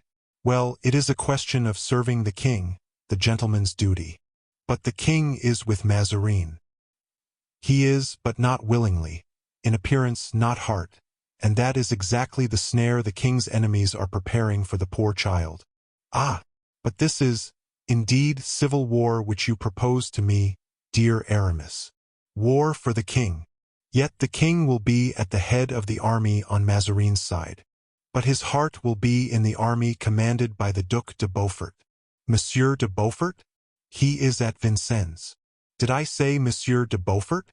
Monsieur de Beaufort or another. Monsieur de Beaufort or Monsieur le Prince. But Monsieur le Prince is to set out for the army. He is entirely devoted to the cardinal." Oh, said Aramis. "There are questions between them at this very moment. And besides, if it is not the prince, then Monsieur de Gondy. But Monsieur de Gondy is to be made a cardinal. They are soliciting the hat for him. And are there no cardinals that can fight? Come now. Recall the 4 cardinals that at the head of armies have equaled Monsieur de Guebriant and Monsieur de Gassin. But a humpbacked general. Under the cuirass the hump will not be seen. Besides, remember that Alexander was lame and Hannibal had but one eye. Do you see any great advantage in adhering to this party?" asked D'Artagnan. "I foresee in it the aid of powerful princes, with the enmity of the government, counteracted by parliament and insurrections. That may be done if they can separate the king from his mother." "That may be done," said Aramis. "Never!" cried D'Artagnan. "You, Aramis, know Anne of Austria better than I do. Do you think she will ever forget that her son is her safeguard, her shield, the pledge for her dignity, for her fortune and her life? Should she forsake Mazarin, she must join her son and go over to the prince's side. But you know better than I do that there are certain reasons why she can never abandon Mazarin." "Perhaps you are right," said Aramis thoughtfully. "Therefore I shall not pledge myself. To them or to us? Do you mean Aramis?" "To no one. I am a priest," resumed Aramis. "What have I to do with politics? I am not obliged to read any breviary. I have a jolly little circle of witty abbés and pretty women. Everything goes on smoothly, so certainly, dear friend, I shall not meddle in politics." "Well, listen, my dear Aramis," said D'Artagnan. "Your philosophy convinces me, on my honor. I don't know what devil of an insect stung me and made me ambitious. I have a post by which I live. At the death of Monsieur de Treville, who is old, I may be a captain, which is a very snug berth for a once penniless Gascon. Instead of running after adventures, I shall accept an invitation from Porthos. I shall go and shoot on his estate. You know he has estates, Porthos? I should think so, indeed. 10 leagues of wood, of marshland and valleys. He is lord of the hill and the plain, and is now carrying on a suit for his feudal rights against the Bishop of Noyon." "Good," said D'Artagnan to himself. "That's what I wanted to know. Porthos is in Picardy." Then aloud, "And he has taken his ancient name of Vallon?" To which he adds that of Bracieux, an estate which has been a barony, by my troth. So that Porthos will be a baron. I don't doubt it. The Baroness Porthos will sound particularly charming. And the 2 friends began to laugh. "So," D'Artagnan resumed, You will not become a partisan of Mazarin's? Nor you of the Prince de Condé? No, let us belong to no party, but remain friends. Let us be neither cardinalists nor Frondists. Adieu, then. And D'Artagnan poured out a glass of wine. To old times, he said. Yes, returned Aramis. Unhappily, those times are past. Nonsense. They will return, said D'Artagnan. At all events, if you want me, remember the Rue Tiquetonne, Hôtel de la Chevrette. And I shall be at the convent of Jesuits.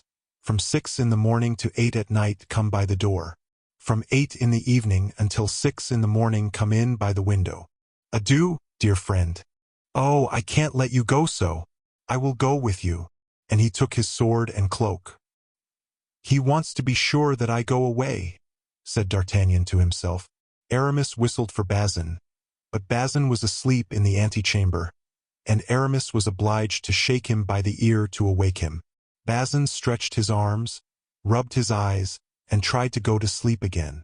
Come, come, sleepyhead. Quick, the ladder. But, said Bazin, yawning portentously, the ladder is still at the window. The other one, the gardener's. Didn't you see that Monsieur D'Artagnan mounted with difficulty? It will be even more difficult to descend. D'Artagnan was about to assure Aramis that he could descend easily, when an idea came into his head which silenced him. Bazin uttered a profound sigh and went out to look for the ladder. Presently a good, solid, wooden ladder was placed against the window. Now then, said D'Artagnan, this is something like. This is a means of communication. A woman could go up a ladder like that. Aramis's searching look seemed to seek his friend's thought even at the bottom of his heart, but D'Artagnan sustained the inquisition with an air of admirable simplicity.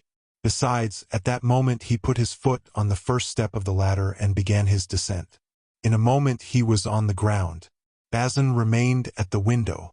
Stay there, said Aramis. I shall return immediately. The two friends went toward the shed. At their approach Planchet came out leading the two horses. That is good to see, said Aramis. There is a servant active and vigilant, not like that lazy fellow Bazin, who is no longer good for anything since he became connected with the church. Follow us, Planchet. We shall continue our conversation to the end of the village. They traversed the width of the village, talking of indifferent things. Then as they reached the last houses, Go then, dear friend, said Aramis. Follow your own career. Fortune lavishes her smiles upon you. Do not let her flee from your embrace.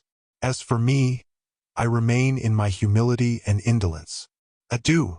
Thus 'tis quite decided, said D'Artagnan, that what I have to offer to you does not tempt you? On the contrary, it would tempt me were I any other man, rejoined Aramis. But I repeat, I am made up of contradictions. What I hate today I adore tomorrow, and vice versa. You see that I cannot, like you, for instance, settle on any fixed plan. Thou least subtle one, said D'Artagnan to himself. Thou alone, on the contrary, knowest how to choose thy object and to gain it stealthily. The friends embraced. They descended into the plain by the ladder. Planchet met them hard by the shed. D'Artagnan jumped into the saddle. Then the old companions in arms again shook hands. D'Artagnan and Planchet spurred their steeds and took the road to Paris. But after he had gone about 200 steps D'Artagnan stopped short, alighted, threw the bridle of his horse over the arm of Planchet, and took the pistols from his saddle-bow to fasten them to his girdle. "What's the matter?" asked Planchet. "This is the matter. Be he ever so cunning, he shall never say I was his dupe. Stand here. Don't stir. Turn your back to the road and wait for me." Having thus spoken, D'Artagnan cleared the ditch by the roadside and crossed the plain so as to wind around the village. He had observed between the house that Madame de Longueville inhabited and the convent of the Jesuits, an open space surrounded by a hedge. The moon had now risen, and he could see well enough to retrace his road. He reached the hedge and hid himself behind it. In passing by the house where the scene which we have related took place, he remarked that the window was again lighted up, and he was convinced that Aramis had not yet returned to his own apartment, and that when he did it would not be alone. In truth, in a few minutes he heard steps approaching and low whispers. Close to the hedge the steps stopped. D'Artagnan knelt down near the thickest part of the hedge. Two men, to the astonishment of D'Artagnan, appeared shortly. Soon, however, his surprise vanished, for he heard the murmurs of a soft, harmonious voice. One of these two men was a woman disguised as a cavalier. "Calm yourself, dear Renée," said the soft voice. "The same thing will never happen again. I have discovered a sort of subterranean passage which runs beneath the street, and we shall only have to raise one of the marble slabs before the door to open you an entrance and an outlet." "Oh," answered another voice, which D'Artagnan instantly recognized as that of Aramis. "I swear to you, princess, that if your reputation did not depend on precautions, and if my life alone were jeopardized. Yes, yes, I know you are as brave and venturesome as any man in the world, but you do not belong to me alone. You belong to all our party. Be prudent, sensible. I always obey, madam, when I am commanded by so gentle a voice." He kissed her hand tenderly. "Ah!" exclaimed the cavalier with a soft voice. "What's the matter?" asked Aramis. "Do you not see that the wind has blown off my hat?" Aramis rushed after the fugitive hat. D'Artagnan took advantage of the circumstance to find a place in the hedge not so thick, where his glance could penetrate to the supposed cavalier. At that instant, the moon, inquisitive perhaps like D'Artagnan, came from behind a cloud, and by her light D'Artagnan recognized the large blue eyes, the golden hair, and the classic head of the Duchess de Longueville. Aramis returned, laughing, one hat on his head and the other in his hand, and he and his companion resumed their walk toward the convent. "Good," said D'Artagnan, rising and brushing his knees. "Now I have thee, thou art a frondeur and the lover of Madame de Longueville." Chapter 10. Monsieur Porthos du Vallon de Bracieux de Pierrefonds. Thanks to what Aramis had told him, D'Artagnan, who knew already that Porthos called himself du Vallon, was now aware that he styled himself, from his estate, de Bracieux, and that he was, on account of this estate, engaged in a lawsuit with the Bishop of Noyon. It was, then, in the neighborhood of Noyon that he must seek that estate. His itinerary was promptly determined. He would go to Dammartin, from which place two roads diverge, one toward Soissons, the other toward Compiègne. There he would inquire concerning the Bracieux estate and go to the right or to the left according to the information obtained. Planchet, who was still a little concerned for his safety after his recent escapade, declared that he would follow D'Artagnan even to the end of the world, either by the road to the right or by that to the left. Only he begged his former master to set out in the evening, for greater security to himself. D'Artagnan suggested that he should send word to his wife, so that she might not be anxious about him, but Planchet replied with much sagacity that he was very sure his wife would not die of anxiety through not knowing where he was, while he, Planchet, remembering her incontinence of tongue, would die of anxiety if she did know. This reasoning seemed to D'Artagnan so satisfactory that he no further insisted, and about 8 o'clock in the evening, the time when the vapors of night begin to thicken in the streets, he left the Hôtel de la Chevrette, and followed by Planchet set forth from the capital by way of the St. Denis Gate. At midnight the two travelers were at Dammartin, but it was then too late to make inquiries. The host of the Cygne de la Croix had gone to bed. The next morning D'Artagnan summoned the host, one of those sly Normans who say neither yes nor no and fear to commit themselves by giving a direct answer. D'Artagnan, however, gathered from his equivocal replies that the road to the right was the one he ought to take, and on that uncertain information he resumed his journey.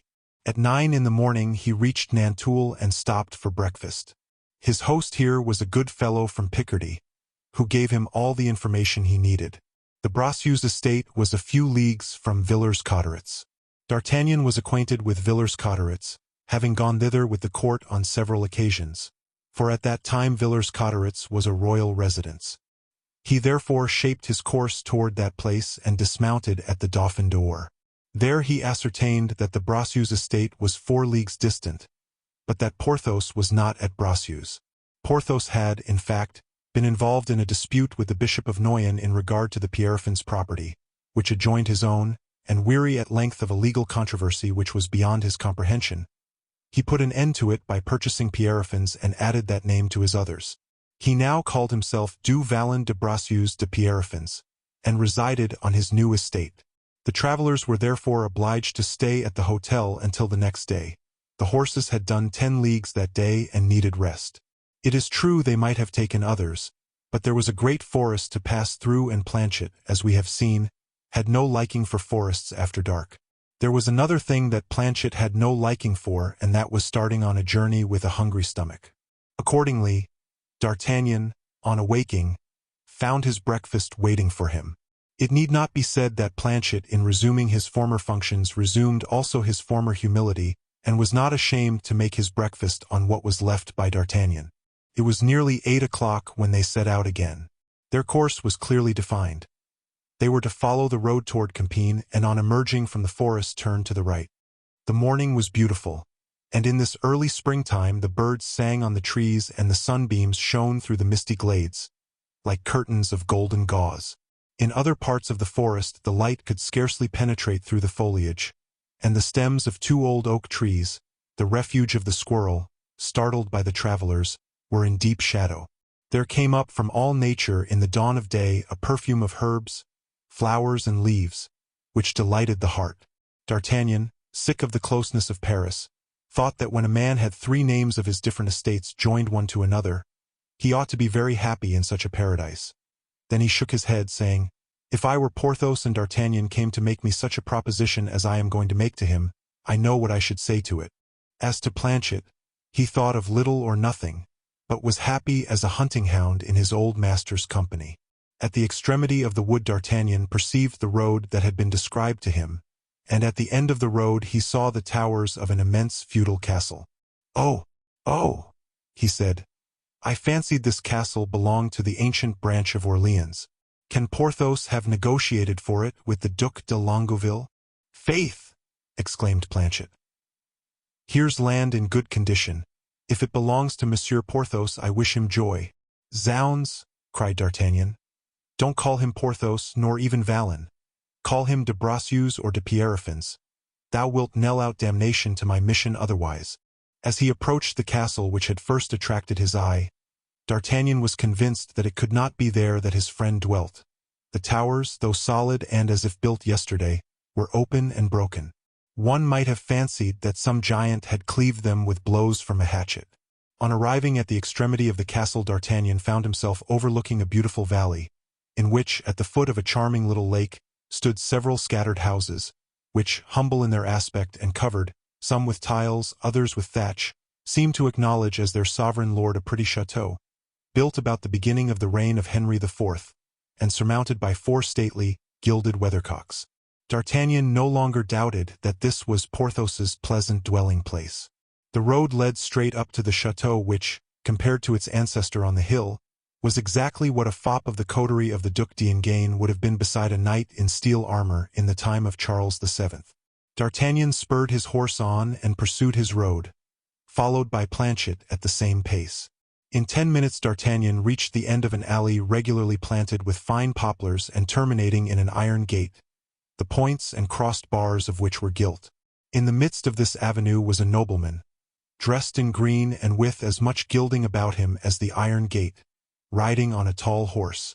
On his right hand and his left were 2 footmen, with the seams of their dresses laced. A considerable number of clowns were assembled and rendered homage to their lord. "Ah," said D'Artagnan to himself, "can this be the Seigneur du Vallon de Bracieux de Pierrefonds? Well-a-day! How he has shrunk since he gave up the name of Porthos." "This cannot be Monsieur Porthos," observed Planchet, replying, as it were, to his master's thoughts. Monsieur Porthos was 6 feet high. This man is scarcely 5. "Nevertheless," said D'Artagnan, "the people are bowing very low to this person." As he spoke, he rode toward the tall horse, to the man of importance and his valets. As he approached, he seemed to recognize the features of this individual. "Jesu!" cried Planchet. "Can it be?" At this exclamation the man on horseback turned slowly and with a lofty air, and the 2 travelers could see, displayed in all their brilliancy, the large eyes, the vermilion visage, and the eloquent smile of Musketeer. It was indeed Musketeer, as fat as a pig, rolling about with rude health, puffed out with good living, who, recognizing D'Artagnan and acting very differently from the hypocrite Bazin, slipped off his horse and approached the officer with his hat off, so that the homage of the assembled crowd was turned toward this new sun, which eclipsed the former luminary. Monsieur d'Artagnan! Monsieur d'Artagnan! Cried Musketeer, his fat cheeks swelling out and his whole frame perspiring with joy. Monsieur d'Artagnan! Oh, what joy for my lord and master, du Vallon de Bracieux de Pierrefonds! Thou good Musketeer, where is thy master?